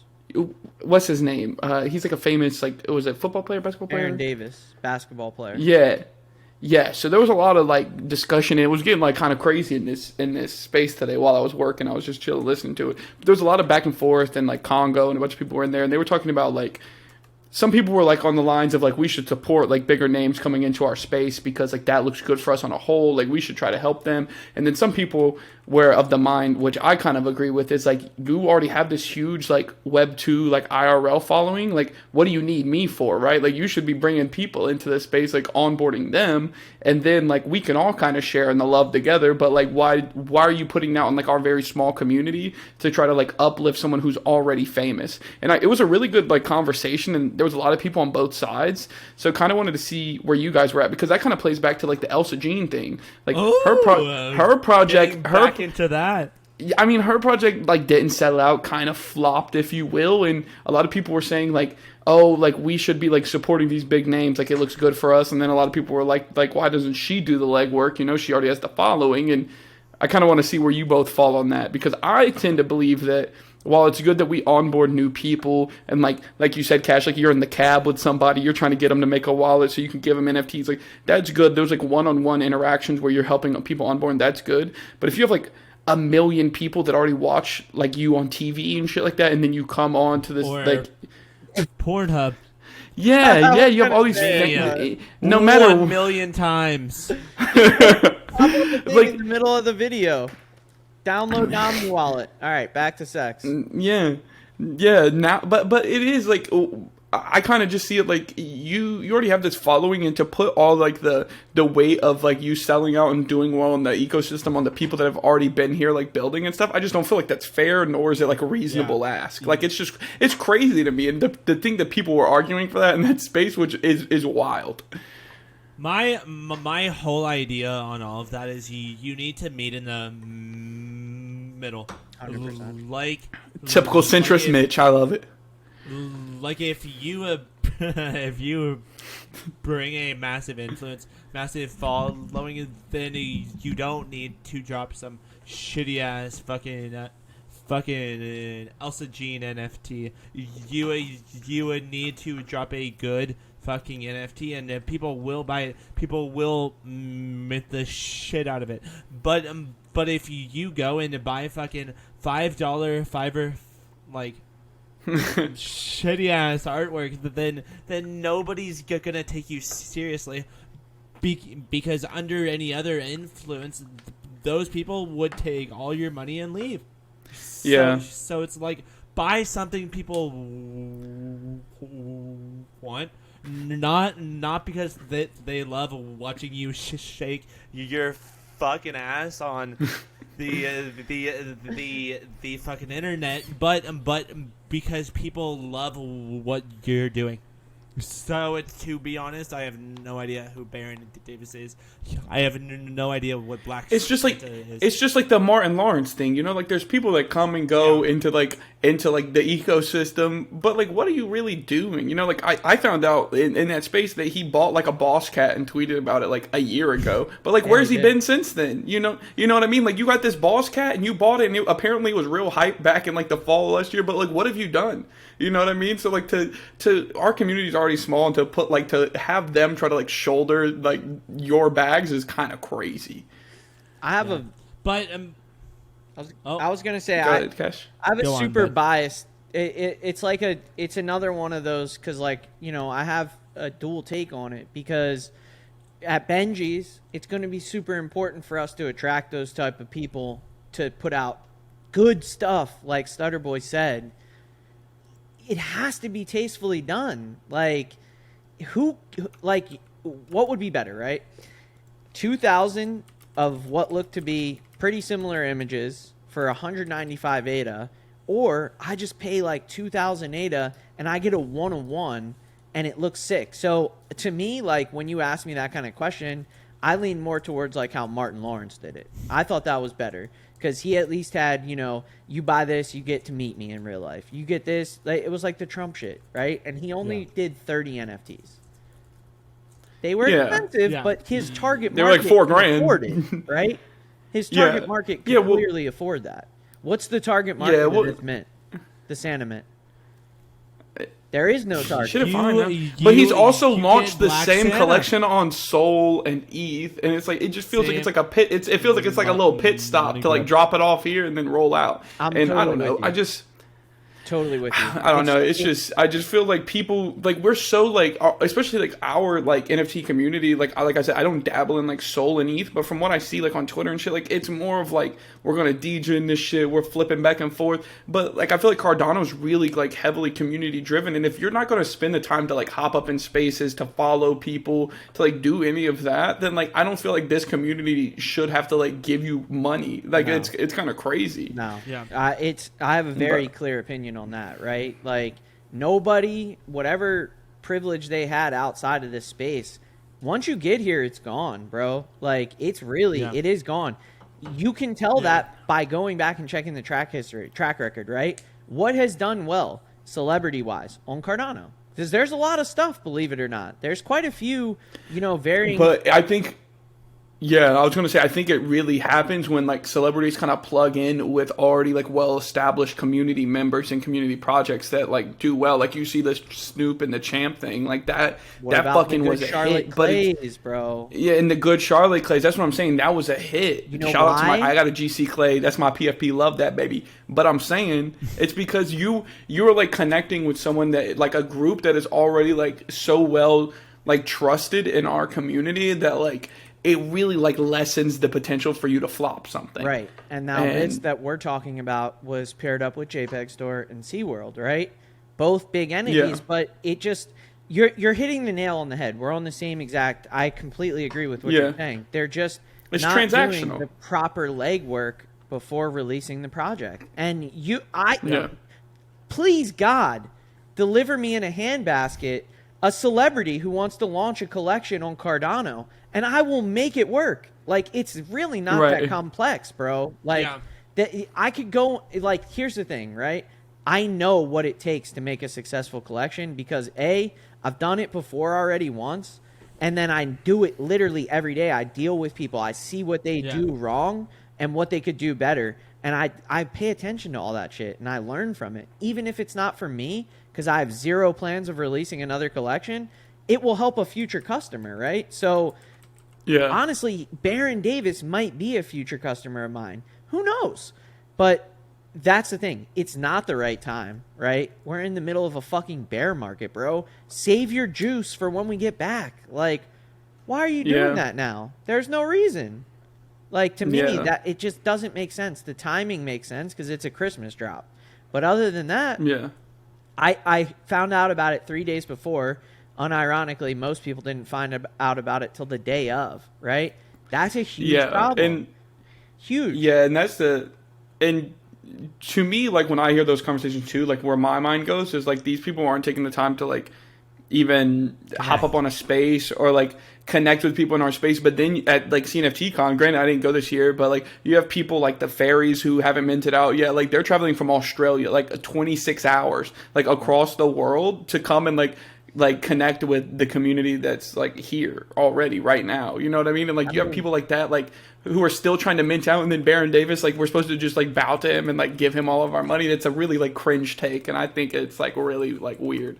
It's super weird. I completely agree, dude. And I minted one just to show love to JPEG Store and SeaWorld because I really felt bad for them because it's not easy to get these types of connections. But when you get them, man, you got to latch onto them and you got to do it right. And if you don't think that it's going well, delay it. If you don't think it's going well, hire somebody who can make it go well. There's plenty of people in the space that know how to fucking get the attention of the Cardano community. Take Baron Davis to fettuccine and see what happens. Right. And to your point too, like these people are really like leaning on things like JPEG Store, InMaker, things like that, like the providers of their like. So if you feel like some shit is like backwards or not working out right, like I feel like it's kind of like on those entities to like really like kind of hit a pause for a second. Like they're not going to launch without you. Like what are they going to do? You know what I mean? So it's like on you kind of to like to pause and just be like, what's up? Fucking ugly. But that's such a good point, dude, because that's like literally when you asked me earlier, what is our big advantage as a minting company, right? Or I prefer to you guys call us a service company, but as a minting institution, we take a handheld approach. If this was happening, and I can't speak for them because I don't know what the fuck happened behind closed doors, but if this was me running this, no, we're not dropping. It needs to wait. We need more hype. We need to see more numbers, real interactions, like people actually. You can tell when something's going to do well by reading the general sentiment on Twitter. There are so many easy ways to figure out if you're doing good or bad, right? So many metrics to go off of. There's no excuse for you to drop a fucking drop that's way overpriced, right? In the middle of a bear market without doing market research and making market introductions, right? Yeah. You said it yourself. They didn't understand the community and they didn't get integrated, right? You buy a Boss Cat last year, that's 10 years ago to me, dude. ADA was $1.50. Like in CNFT time that is 10 years ago, yeah. And also that was during a Boss Cat season where fucking every celebrity was buying Boss Cat was at like 2K. Well, like 5K. Just saying, bro. Boss Cat was up there. But this is not a Boss Cast shit cast. But no comment. The fact of the matter is that multiple celebrities were buying these. So to be another celebrity buying a fucking Boss Cat, you are a nobody, right? That's like going over on Ethereum and being another celebrity that buys the Bored Apes. You are just another celebrity buying a Bored Ape. Yeah. Yeah. So I see what you mean. Like it's like a fad, like everyone's doing it. Yeah. 100%. Which is like kind of sus and shit in the first place, but it's also like, guys, you wait a fucking year for Cardano to like bottom out, and then you're like, we're dropping a NFT. I mean, maybe their plan was to drop it last Christmas, and it only would have cost us, I don't know, fucking 30 ADA. Who knows? You know, honestly speaking, I'm sure a lot of these people don't care what the ADA price is. They only say, what's it going to be in USD, right? That's ass backwards thinking. If they knew anything about this ecosystem, they would be more than happy to take a fair ADA price, right? In my opinion, if you're thinking about minting right now, you need to think about what ADA prices are going to be. Nobody cares. Yeah, bro. Tangs minted a couple months ago for fucking 33 ADA, bro. Like that's crazy. It's insane, let's make fun of celebrities and all. These are people that have made a shit ton of money. So their entire mindset's like not so much about like fixing the shitty ass system of money, but holy shit, how can I make more dollar bills, yo? Which two Degens like Cash, like Big T, like to any of the guests that we've had on, and we've had like dozens and dozens of guests come on. That's such a backwards way of thinking, but you need to go into their mindset and that they view money completely different than we do. But you make a very good point. I wonder if that's really what they're thinking. Do you think this guy really needs like $20,000? Like, I don't know. Maybe he does, right? But at the end of the day, maybe he is just trying to make his first step into this crypto shit. He doesn't know how to do it.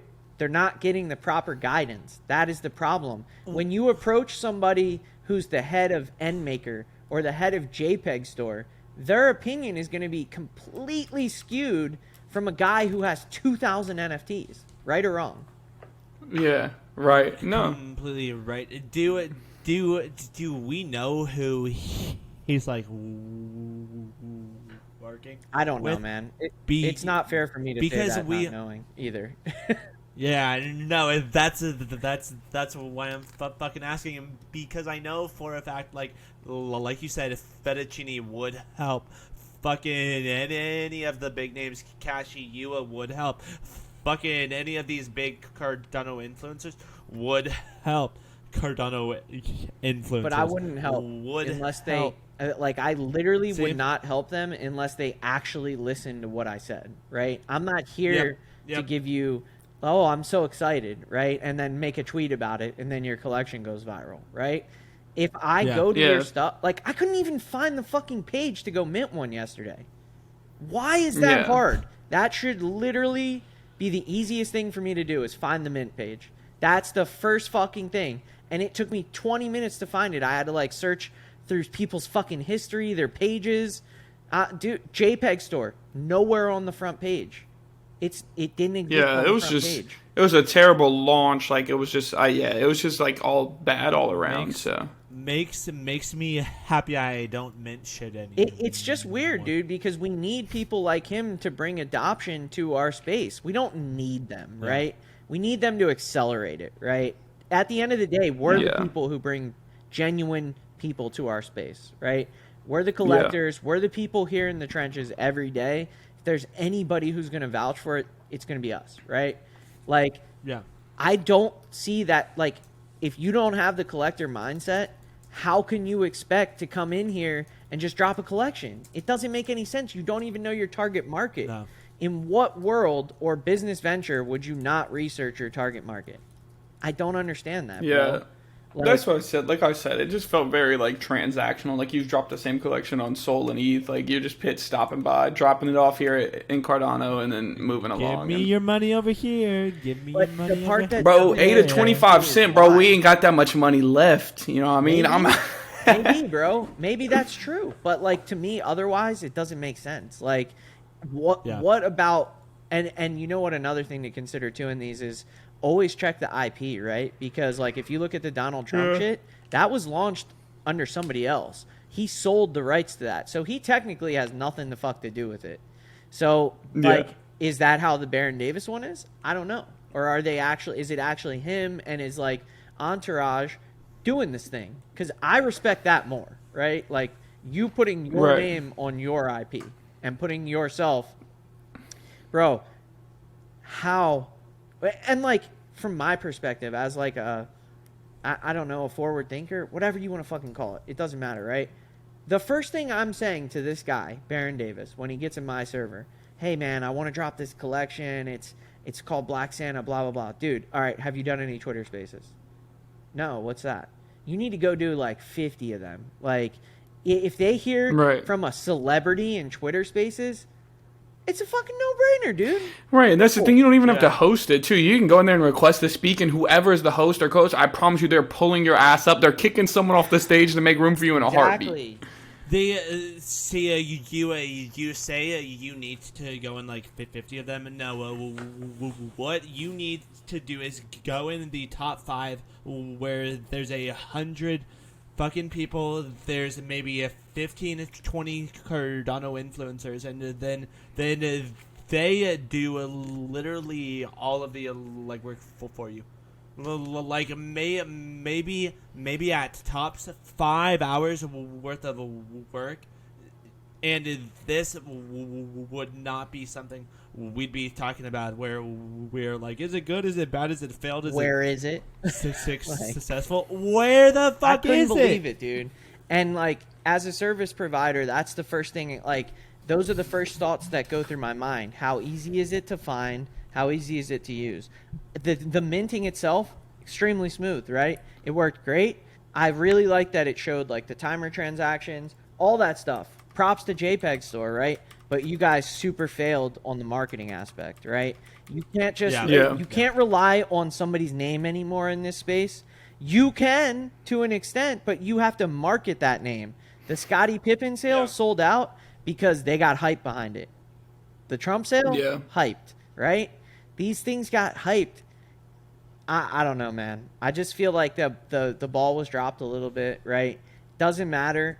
It's a learning experience, just like everything else in this space. We're going to fail. We have to get better. We have to learn from it. So whatever SeaWorld and JPEG Store do from this, they're going to learn. I can guarantee you that. It might not have been pretty, but they will learn, because you know why? It's not just bad for our space. It's bad for them too. It looks bad with their connection. So it's bad in a lot of aspects, that it's good because they'll fix the things that they did wrong. So in the future, when this is actually important, right? When we get into a bull run, partnerships like this are essential, man. You're going to see people like Shaq, Larry, like all the same shit you saw last bull run. It's all coming back in full force, and we need that. Do you think that that there will be as much mass adoption because of the past like FTX drama where a bunch of celebrities lost millions of billions of, maybe not billions, but like hundreds of millions of dollars? I mean, I don't know, man. My perspective on that is that it's not going to really affect much. The right? hopium. No, it's not hopium because honestly, shit happened before the last bull run. I don't know, like a lot of stuff. Like you hear Charles talk, man. That dude's like, you gotta think of his time period. He's done this for what, like 13 years? I've done it for a year. I feel like I've done it for 50. So that makes him like 1,000 years old, bro. Like this shit comes and goes. It's with it's better for this to happen now than later. So I think a lot of people coming into this space need to actually learn from the stuff that's happening rather than creating their own lesson within themselves. You know, we all know people learn the best themselves, right? You make your own fuck ups and you learn from them, right? Yeah. These people, let's not let them do that. Don't trust people who can't show you the money. It's that simple. You guys got Ponzi'd hard. Guess how much money I had in FTX? Zero. I didn't even know who the fuck FTX was until they imploded. The only place that I ever put my money in is Binance, and it's there for 30 seconds till I transfer it to my Cardano wallet. It's just, it's these common sense things, dude. You have to teach the people the right way. Like, you gotta tell them, like, FTX doesn't happen if you're smart with your money. If you don't trust people, the whole point of this is about not trusting people. It's trusting yourself with your own shit, man. We get people, I lost my seed phrase. I can't mint. I can't do my staking. Hey, that's a touchy subject for Mitch. That's a touchy subject. Let's not bring it up. Did you get hacked or did you actually lose it? No, he lost the seed phrase for like 3 months. They couldn't find it. Had like 80 NFTs in his wallet and couldn't find it. No, like fucking 200 NFTs. But was it lost? It was like almost all your... Did you forget the password? Huh? Like... Tell him what you did, bro. You cleared all your search history and cookies. And you lost cleared your cash. Dude, I had so much fucking Elsagine. That's the worst, bro. They need a disclaimer for that. Like, don't do this or you'll fuck your whole eternal. Like... But then like I lost literally all of my fucking universe humans, and I'm like, fuck, this is my entire personality these days, and now it's all gone. But like 2 months later, my parents like found it.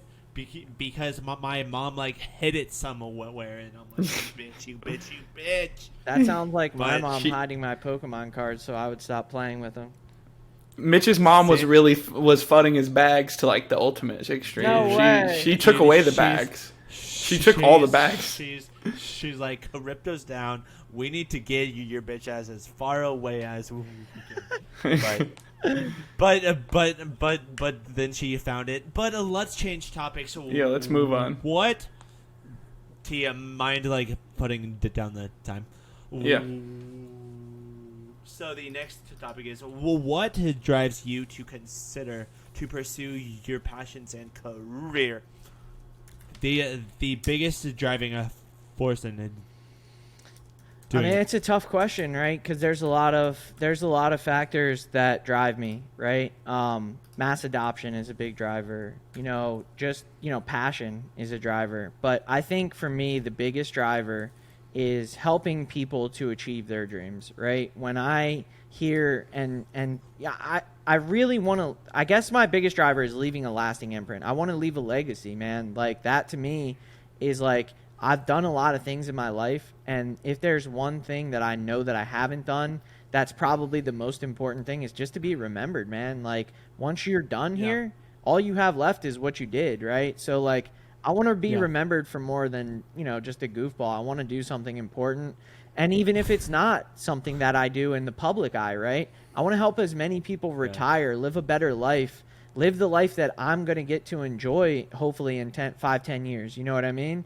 That to me, man, I said this in my first Twitter space ever on Cardano. I want to help other people retire, dude. I want to help, like, if somebody tells me some piece of advice I gave them, help them make money, or giving somebody a job, dude. I give people jobs now. My camera's going nuts, but that's it's like a fucking party, dude. Hold on, give me a second. Boots and cats and boots and dude, it's been doing it the entire fucking pod. No, but I think that's like super interesting because me and Mitch were literally talking about that yesterday. Like, or when you called me while I was washing dishes, Mitch. You were talking about I know, I just like fell apart.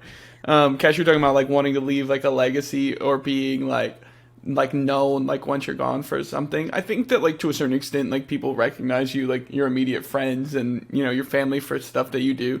But I told Mitch I think that like a lot and I'll be like 25 in 2 months. So like the past couple of years, like you know, having like a corporate job for the first time in my life and like being an adult and like having a house and all these things, like I think what's been like really hard for me to overcome is like realizing that like, bro, you're not like most people, you're not gonna be famous, bro. Like nobody is really like outside of your immediate circle and like the people you interact with like closely, most people aren't gonna know who you are. And like I just feel like I always say like I feel like being an adult's like the ultimate rug pull because I feel like as a kid you idolize just being an adult, having your own house, doing all these things, but no one tells you about like how like low key like annoying or like sad it is sometimes. You know what I mean? To like have all this shit on your shoulders all the time. And for me, like what drives me to like do stuff like the podcast and stuff, I was telling Mitch on the phone yesterday, like to me we could have 0 views, we could have 1,000 views. To me, like it's a way for me to be like creative and have an outlet from my mundane like tech sales 9-to-5 job. Like for me, I really look forward to doing this because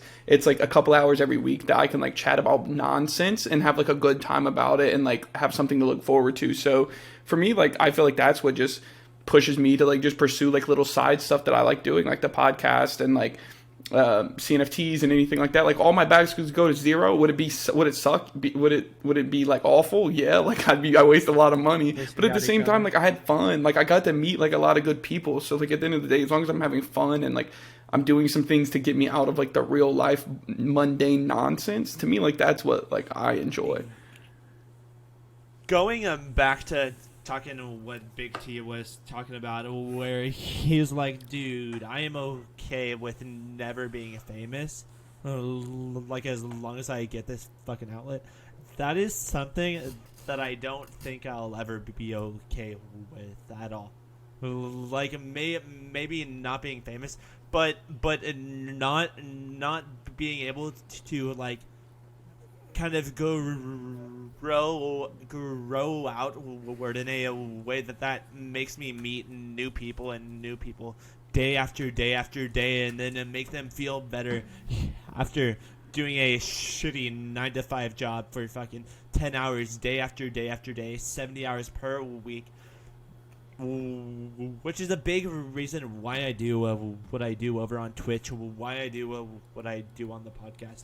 Then with doing this podcast, you network in such a unique way where I feel like most people on Cardano, maybe they'll talk in Discord and say, good morning, but then we have fucking Fettuccine come on, we have Cash come on, we have Jub come on, we have fucking Malibu and Ada Girl come on, and then we talk about their lives outside of like Cardano. Like mentally that helps so much when what's going on right now is complete and utter fucking garbage. Dude, it's a fucking rat race where fucking 90% of the people don't give a shit about you. The fact that both Big T and I can do something where we show people that we do care, not just about like learning why Cash owns so much fucking NFTs, but we want to learn like why he does the things he does, and hopefully we learn something from that. Because maybe if we learn about his life before NFTs, maybe we can kind of incorporate that. Maybe the fucking listeners can kind of build up on that and be better than fucking Nah, man. Cassius. That's powerful. Do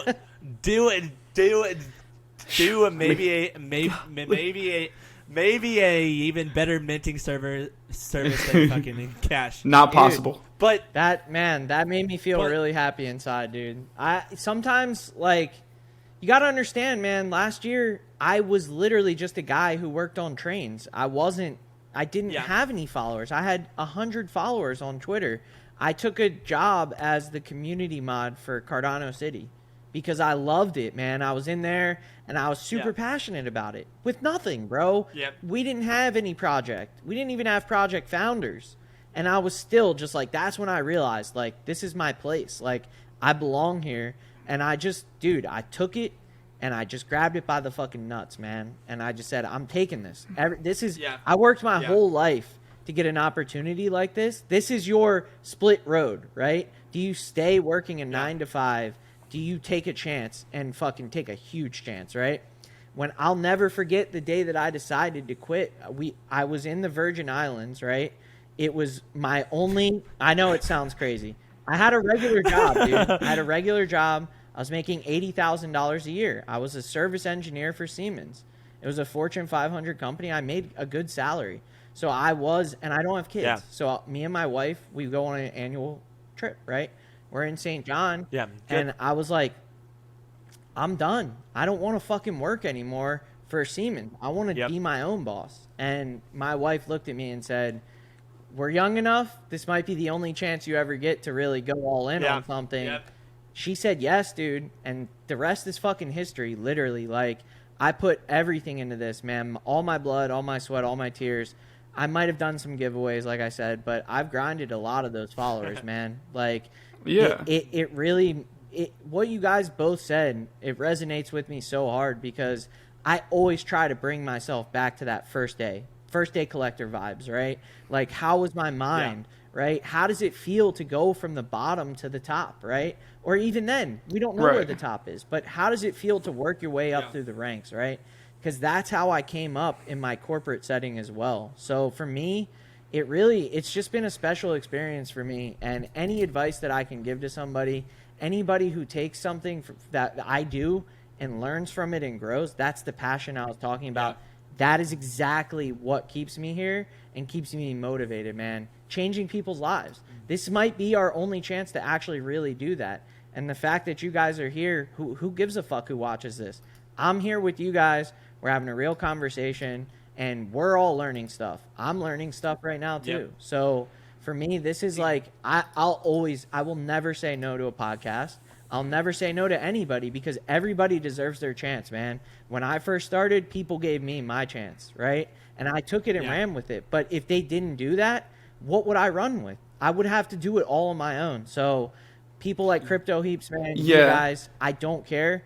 I'll come on this podcast 7 times. What's good? Like, I love creators, man. People who are willing to grind. What? That's it. Well, dude, honestly, we'd love to have you back 7 times. Cash, do fucking 200 times. We need guests. We are running out of people. People keep on leaving, and nobody new's coming in. It's all right. Maybe this will be the catalyst, dude. It worked good for fucking Crypto Heaps, man. After me and him did a video, he got a bunch of people. So I hope, if that snowballs, and if you guys need me to reach out to somebody, just let me know, man. I fucking can get somebody on the show for you. Sounds good, man. Cash, do you remember your and my interaction the very first time, like going back maybe a year and a half ago? No, I don't.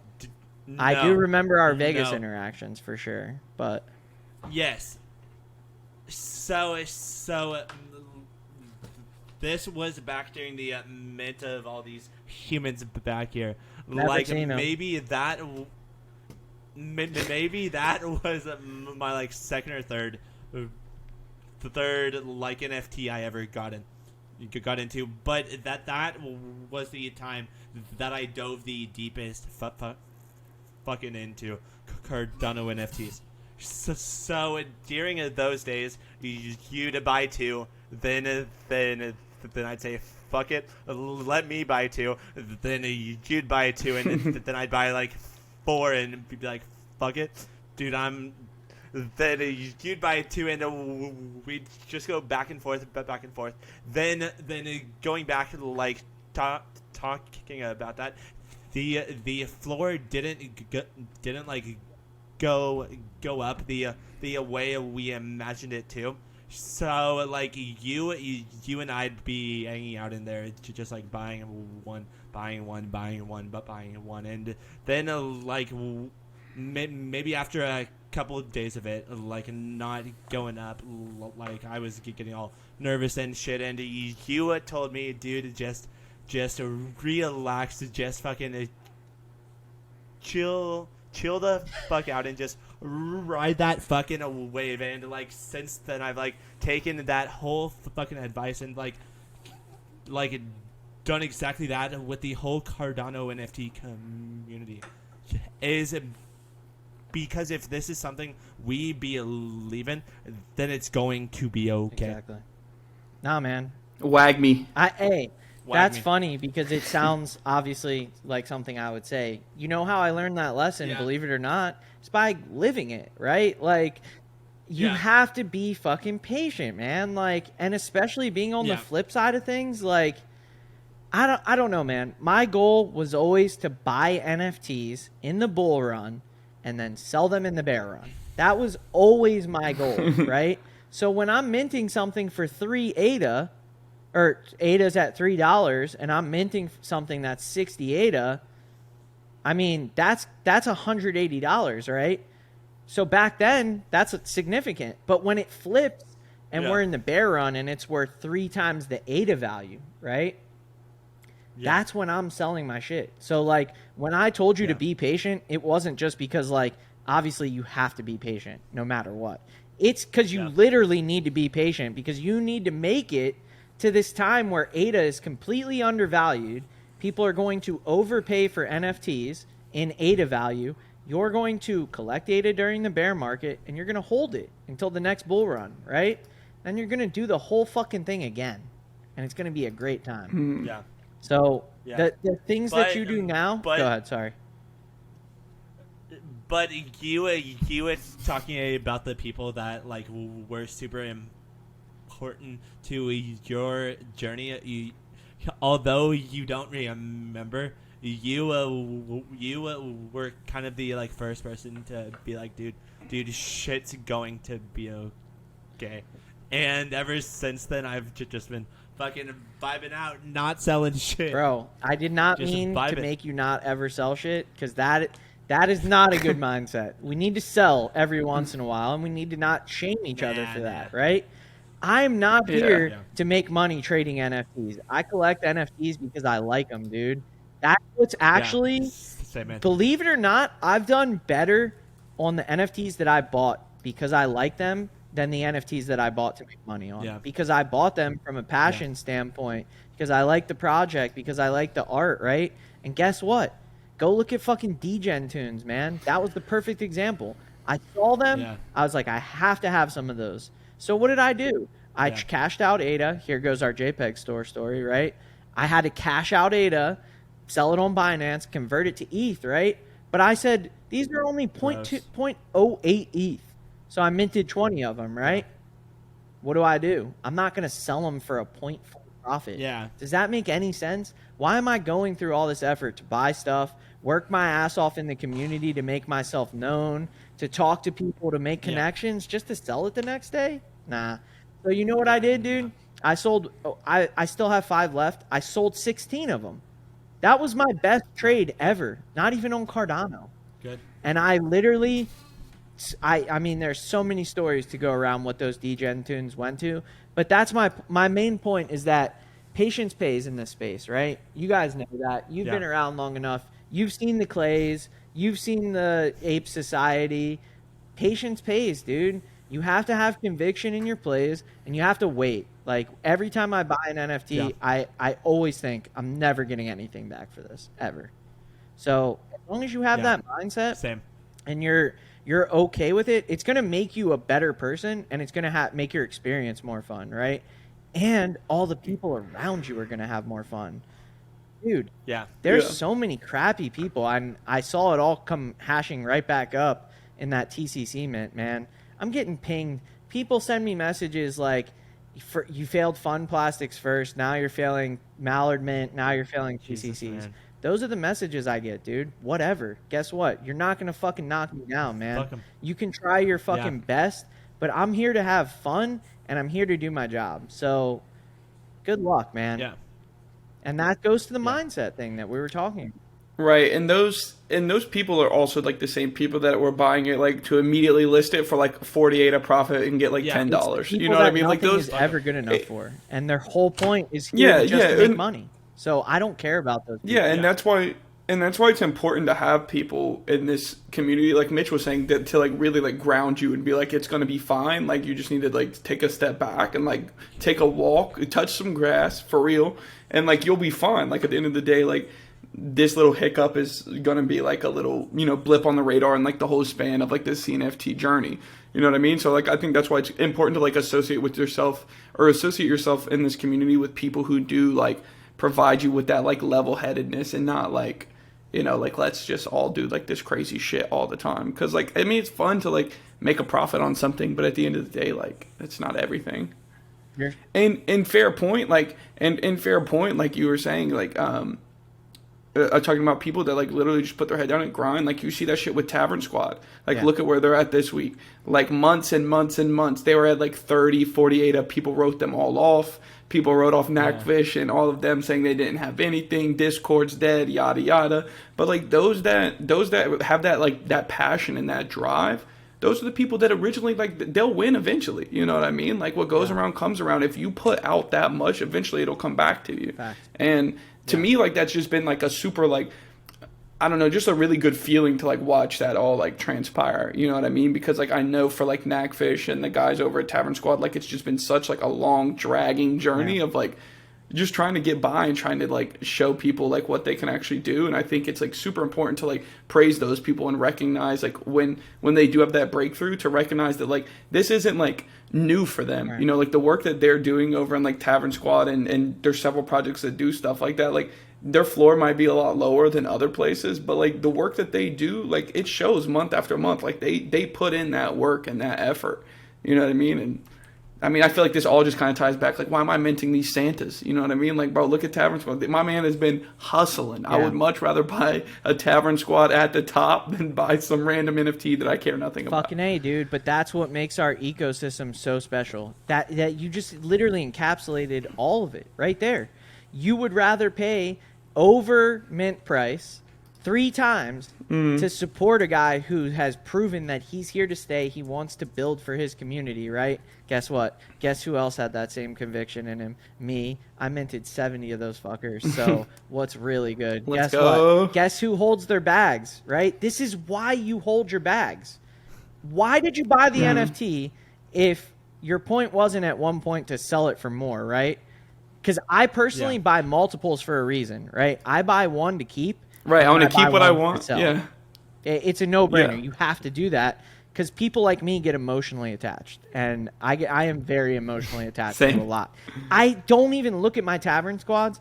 I can picture 15 right now that I would never sell. Just looking at them, nah, I'm not going to sell that.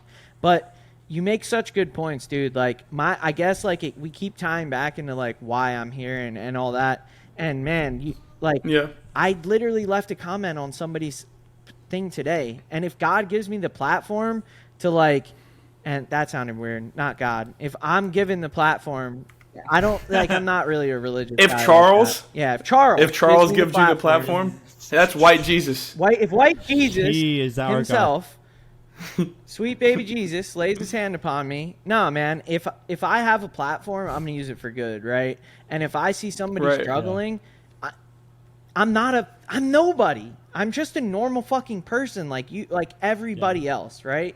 So the fact that I have an amplified platform, when I say things, people take them more seriously for some reason. It's literally, you could have asked me a year ago or today. It's the same answer. You're taking it differently because I have 9,000 followers. Who fucking cares? Seriously. Yeah. Who cares? But at the end of the day, if I can do something nice for somebody, leave a comment on their post. Cheer up. You know what I mean? Like, times will get better, right? I did that today. Maybe they read it and they're like, oh shit, Cash, that's so nice of him to take the time to write that on my post. Yeah. And if that helps somebody, I literally accomplished my goal of why I quit my other job in one fucking tweet. Yeah. I did that. So it was cool for you to tell me that that's kind of how it went for you too, because that's been my thing, man. This doesn't have to be like everybody fighting each other all the fucking time, dude. We're supposed to be here for fun. Go to your job and fight people. Like, go get a fucking hobby. don't go on fucking Twitter and pick fucking internet fights like a fucking pussy. Dude, because then you know for a fact if both of y'all go to CNFT Con, you're stepping in the Degen report ring. Buddy. Yeah. Y'all will be buddy, or I'll fucking beat your ass. But to kind of change off of that, what is the biggest coincidence that you have ever had? The biggest coincidence? Oh, I have no clue, dude. There's no way for me to possibly answer that. I don't. I'm a very. Sorry, I gotta put my thinking hat back on. I'm a very like, not spiritual, but like very like my thought process is like things always happen for a reason. So when you say the word coincidence, I have a coincidence every day, right? Like I'm here because of a coincidence. Me and you met because of a coincidence, right? There's a lot of fucking coincidences that happen every day. The biggest one, I literally don't know, man. Meeting my wife, there's like a million. Like I can't think of one. That's a good question. Then maybe let me go first. So fucking anybody that follows my fucking Twitter knows that I drive Uber. Right? That's fair to say. Saying how I like tweet about it every week, every day. But going off of that, like maybe 2 weeks ago, I ended up Ubering a guy that markets for the biggest Twitch like group of streamers on the whole fucking platform. So these are people that get fucking 40,000 concurrent viewers every stream. They get fucking 50, 60,000, 20,000, 10,000, and this is the main guy in charge of like getting them to more people, to a bigger fucking audience. So there's multiple ways that I could have engaged with him. Maybe be like, yo, dude, you need to give me contacts. You need to do this, that, to get me a foot forward. And because I'm an up and coming streamer who gets fucking 10 viewers every. That's 8 more than me, bro.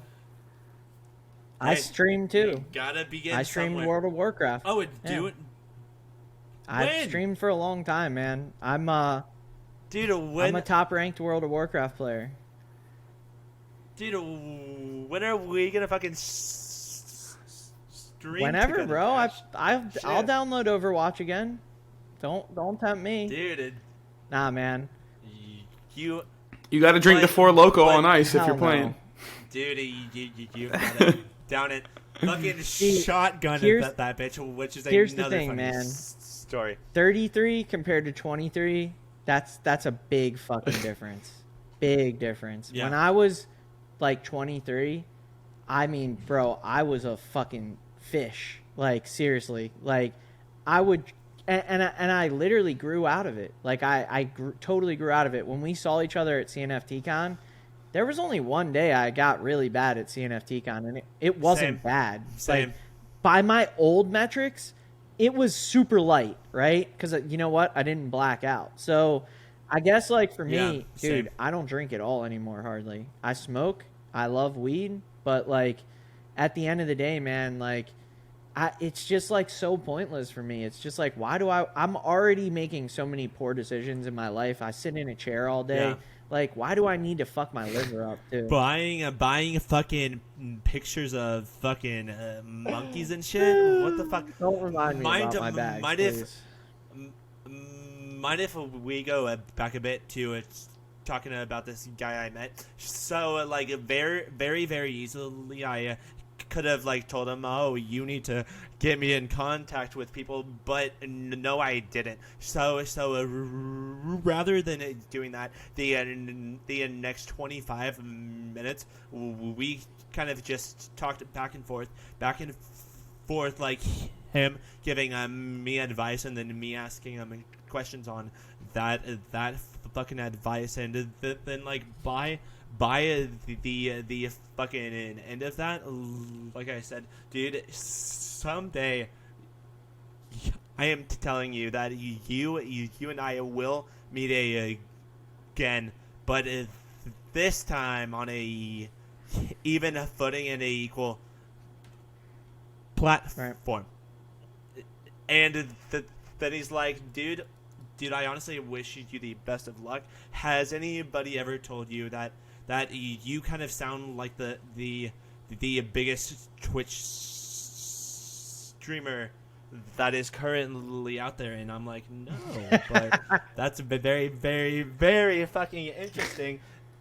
And that kind of like put back fucking into my mind why I'm fucking doing the 6-hour Twitch streams every fucking night, getting fucking 15 people, then 10 people, then 5 people, then 7 people. But it is honestly, if you'd ever like to do anything bigger than you need to put in that fucking time, and that's like what he said. But that has been my biggest fucking coincidence so far. Tia, do you have any? Oh, fuck. I knew this was. I told you literally. I was like, I'm gonna have something prepared for this topic. And do I have anything prepared? No, I don't.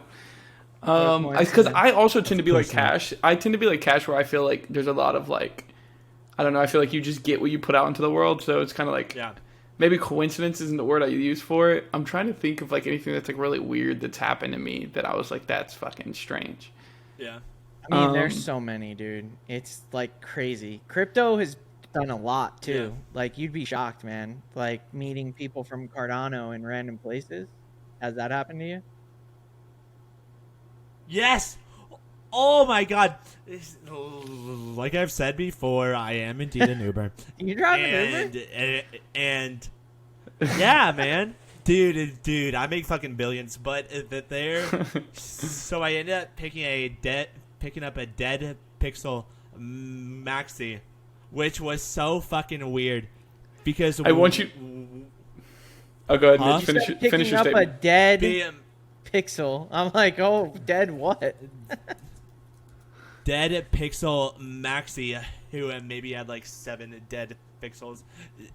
And when we were talking back and forth, like I told him I'm into crypto, and then I'm like, yo, what's your biggest fucking bag? And he's like, so this might not be the best decision ever, but there's these things called Cardano NFTs. And I'm like, Cardano has NFTs? What?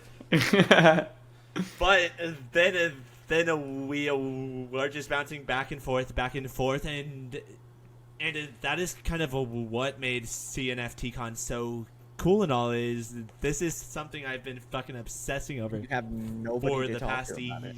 year.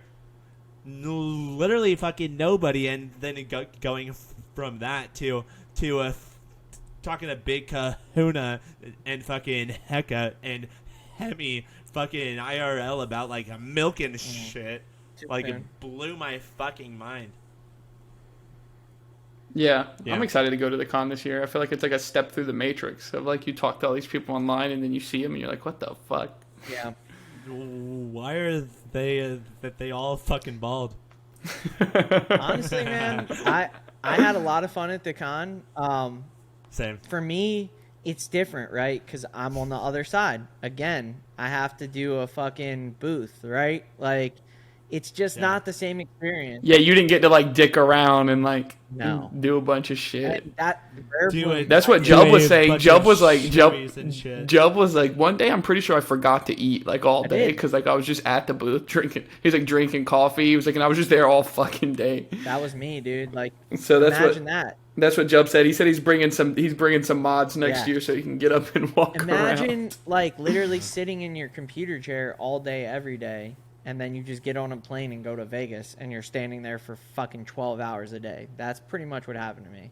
Yeah. But honestly, man, like, I hope that next year I can have more fun, right? Like, obviously, I know that isn't going to sit well with a lot of people, but I started my journey here as a collector, excited to go to NFT Con because I was like, I can't wait to meet all these cool people, right?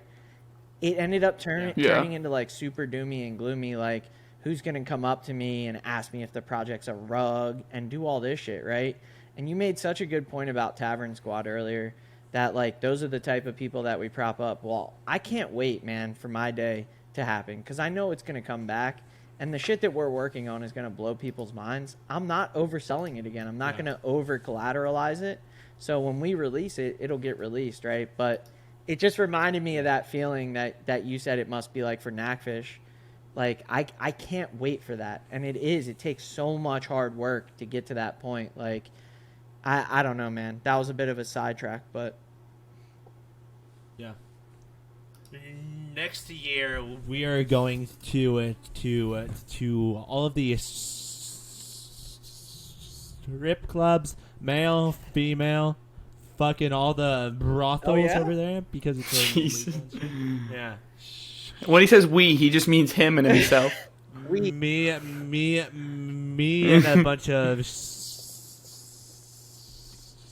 strippers, but anyways. Should we do one more topic? Yeah. Let's do one. Let's do one more. Let's do one more quick topic and we'll wrap up. Mitch, you can pick from whatever we have left. Number 9, dude. I really like number 9. But what is something that maybe a ex or a girlfriend or wife has done to be nice that you didn't care for? What has an ex or a wife done that I didn't care for? Yeah. Like something like so their intention was like, I'm gonna be really sweet and kind, but you were just like, eh. He's gonna. Is that what you're saying? Love this, and then you are like, oh shit, this kind of sucks. So, like, it's just gonna sound weird, but that unironically happens all the time, right? Like, because me and my wife, being married and shit. I've been married for 2 months, dude. Big time. I'm on 5 years now. So, like, for me, bro, like, it happens all the time, right? She'll go to because she doesn't work anymore, right? Like, that was one of the luxuries of selling our house at the top of the market, was she also got to quit for, like, a year or 2 years, right? So she's now doing all the, like, daily stuff, right? Like, going grocery shopping and all these things that we used to split. While Cash is just pumping bags. Exactly. Thank you. I'm glad somebody did yelling that. at people. No, I'm just kidding. Nah, she's super cool, man. Saying "fuck you." But like, I'll give you a perfect example because it is a very focused question. So I have these blinds. You saw my video earlier, going nuts, right? The lighting in this house is crazy, and I can't stand it. Right in our bed, I sleep on the left side, and there's literally a laser beam at 7 o'clock every morning that goes through this fucking window and just clean hits me right in the eyes and wakes me up every day. And my wife tried to fix it like 3 or 4 times, and each time was exactly the situation that you're explaining. Except the only way to figure it out was to wait until 7 o'clock in the fucking morning till it woke me up. You know what I mean? You can't test it otherwise. So that was the thing. She was trying to be nice. She was fixing it, and it just kept taking longer and longer. I have a feeling you have a very interesting answer for this one. I'm trying to think. Mitch, you should go. Me? I can't. I'm trying to think. Yo, so Heike whenever I look in the mirror, I say, man, this guy's a very nice guy. But sometimes, dude, I can be a real fucking asshole. So let's go back to university when I dated my ex. Because during that time I was the person with the job, like doing things like buying food and shit. She felt bad, so she bought a can of this. And back during that time period, I was like super into anime. My favorite anime was One Piece. So if you know anything about it, it's about pirates and shit. So because it's about pirates, every pirate has a pirate flag. So she got the canvas. She did the like pirate flag, like a logo emblem thing. And there's a moment in the fucking anime where they are like doing the fucking art to make the logo, and it looks real fucking terrible, right? So my fucking ass, like when she took like 2-3 hours to paint it, I said, oh my god, it looks like the fucking logo would be before they knew the fucking logo. So and then she's like, huh? What does that mean? I showed her the fucking episode where it was like them doing the dumb, super fucking ugly logo, and she got so fucking mad at me. But That's funny. I'm trying to think of dude, one. Okay, so I have a good one. How it is. Or kind of a good one. So, I mean, obviously, like I talk about on most episodes, I have a really big family. You know, I have like a bunch of brothers and sisters, big family, yada yada. So my family my grandma owns, we call it like a farm. It's not really a farm. We have like 2 horses, but we have like a farm. It's like 20 acres out in the middle of nowhere. And we have like this building. I don't know what it really is. It's like this old cinder block building. And we have like a bunch of tables and shit in there. Like we like store shit in there, and then sometimes we eat in there if there's not enough room for like someone in my parents' house or something like that. So, you know, by extension, by having a big family, a lot of times like we'll do like things will get done for like my family, but in extension, it's like, you know, for me, but it's for like my family, you know, to like help out with stuff. So my wife had volunteered to redo the bathroom in this building, like repaint it, take all the shit out, like redo all the grout, do everything. And when I tell you that we were there like on Saturday for like, we were there for like 16 hours. Like we were there from like 8 a.m. until like 2 in the morning. And when I tell you that I thought we were going to kill each other, like by the time it was all over, I was so like, we were so exhausted. And I looked at the bathroom and it looked good. But I was like, is this worth it? No. Not at all. Like this was, I almost lost like my life trying to do this stupid bathroom. And so like that's kind of where my mind went with that. But I think Mitch's story might have won because that was kind of low-key but kind of funny. Very She took all the time to your current situation, right? Like the way that you answer that question is probably going to be different depending on, if you would have asked me that 10 years ago, it might have been something fucking crazy, right? Like who knows? Yeah. Dude,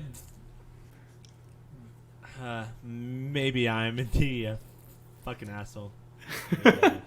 See, my thing is it's kind of the same mindset I have with buying NFTs. Is where, say I see a NFT I don't like, then I'm not gonna buy it. So it's like you come and paint something I don't like. It's like, I'm not gonna like it. Yeah. But hopefully that mindset changes when I have like a wife and kids and shit. Because if they like paint me something and I'm like, this is fucking garbage, and then I just go just tear it up. Not sure that will go as well, but like I don't think so. Live and learn. You live and You learn. live- And you learn. Well, That is correct. that is what we need to take out of this fucking podcast. Because you can't learn and then live. No. You live and learn. Hey, that if there is one thing that you take away from this podcast, I hope it's that, because that's like that's my motto, man. Like, in this space, there's nobody who's doing it perfect. You can look across the board at any project, period. Even Bored Apes get FUD. You know what I mean? Like, you'll never be perfect. So the best you can do is take the problems, read them for what they are, and make your adaptations, and just try and get better. As long as you do that, that goes across so many elements of life past just crypto. Like, I hope people actually like think about that the next time, even if you're just buying an NFT. You know what I mean? Yeah. Another thing I feel like we should come in to cash on is wearing that big ass hat the whole time. Entire fucking podcast. How? It's very comfortable. It's got a cushion inside of it.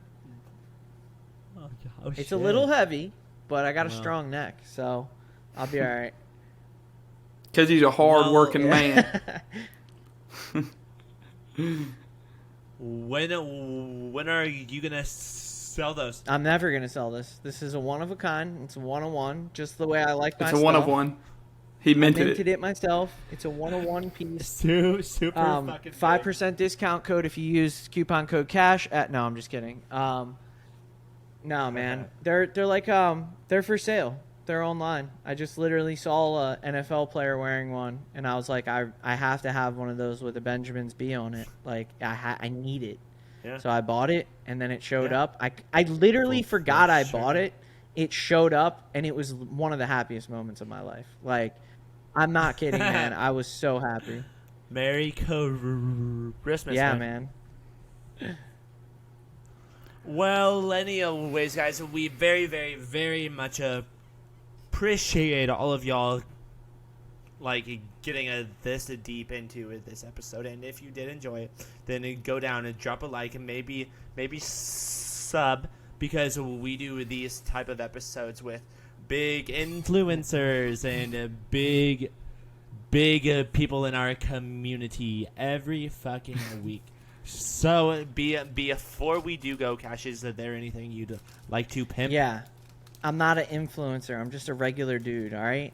Don't take anything I say He's seriously. just a regular He's just a dude guy. with fucking 10,000 followers. Don't take anything that easy. anybody that has more than 100 followers says seriously. If you live by it, you will die by it. I can guarantee you that. I am the furthest from a perfect person. I would highly advise you to not listen to me. Maybe watch what I do if it works. I'm not even a trader, so like, don't take my advice for buying a tight hoodie. I can't give you that good advice. Yeah. He's just another fucking bozo like the rest of us. Seriously, I've made just the same amount of bad decisions on a larger scale, right? That's it. But no, in all seriousness, like, if I'm just leaving some parting stuff, just be kind to each other. You know what I mean? It's a huge problem I see in our space. People get crucified so quick for anything, whether it's deserved or not. Everybody behind the PC, behind the Twitter account's a real person. I don't want to get too sentimental, but everybody has feelings and shit. So, try and be nice. Try and help somebody if they need it. And really think about what you're doing in this space to get it to the next level. You know what I mean? That's my biggest thing is I look at the NFTs and stuff, and I'm starting to see the next stage of this, which is real world applications and real people.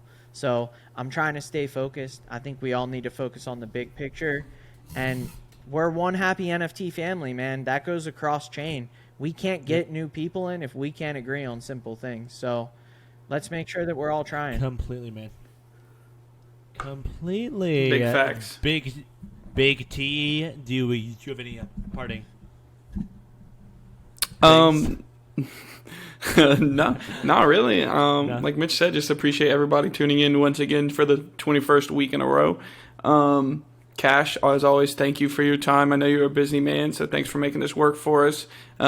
let us know whenever you want to pop back on. You're more than welcome to hop on with anybody. We'll just have a third host who will just hop in and let you make some topics and grill some people. Perfect. And also, we do wish fucking everybody a very Merry Christmas. Christmas. Happy Hanukkah. Very, very crazy Kwanzaa. That's right. That's right. Nail them all. And we shall see you on the next episode of the Degen Report. Goodbye. Peace. What a good fucking episode.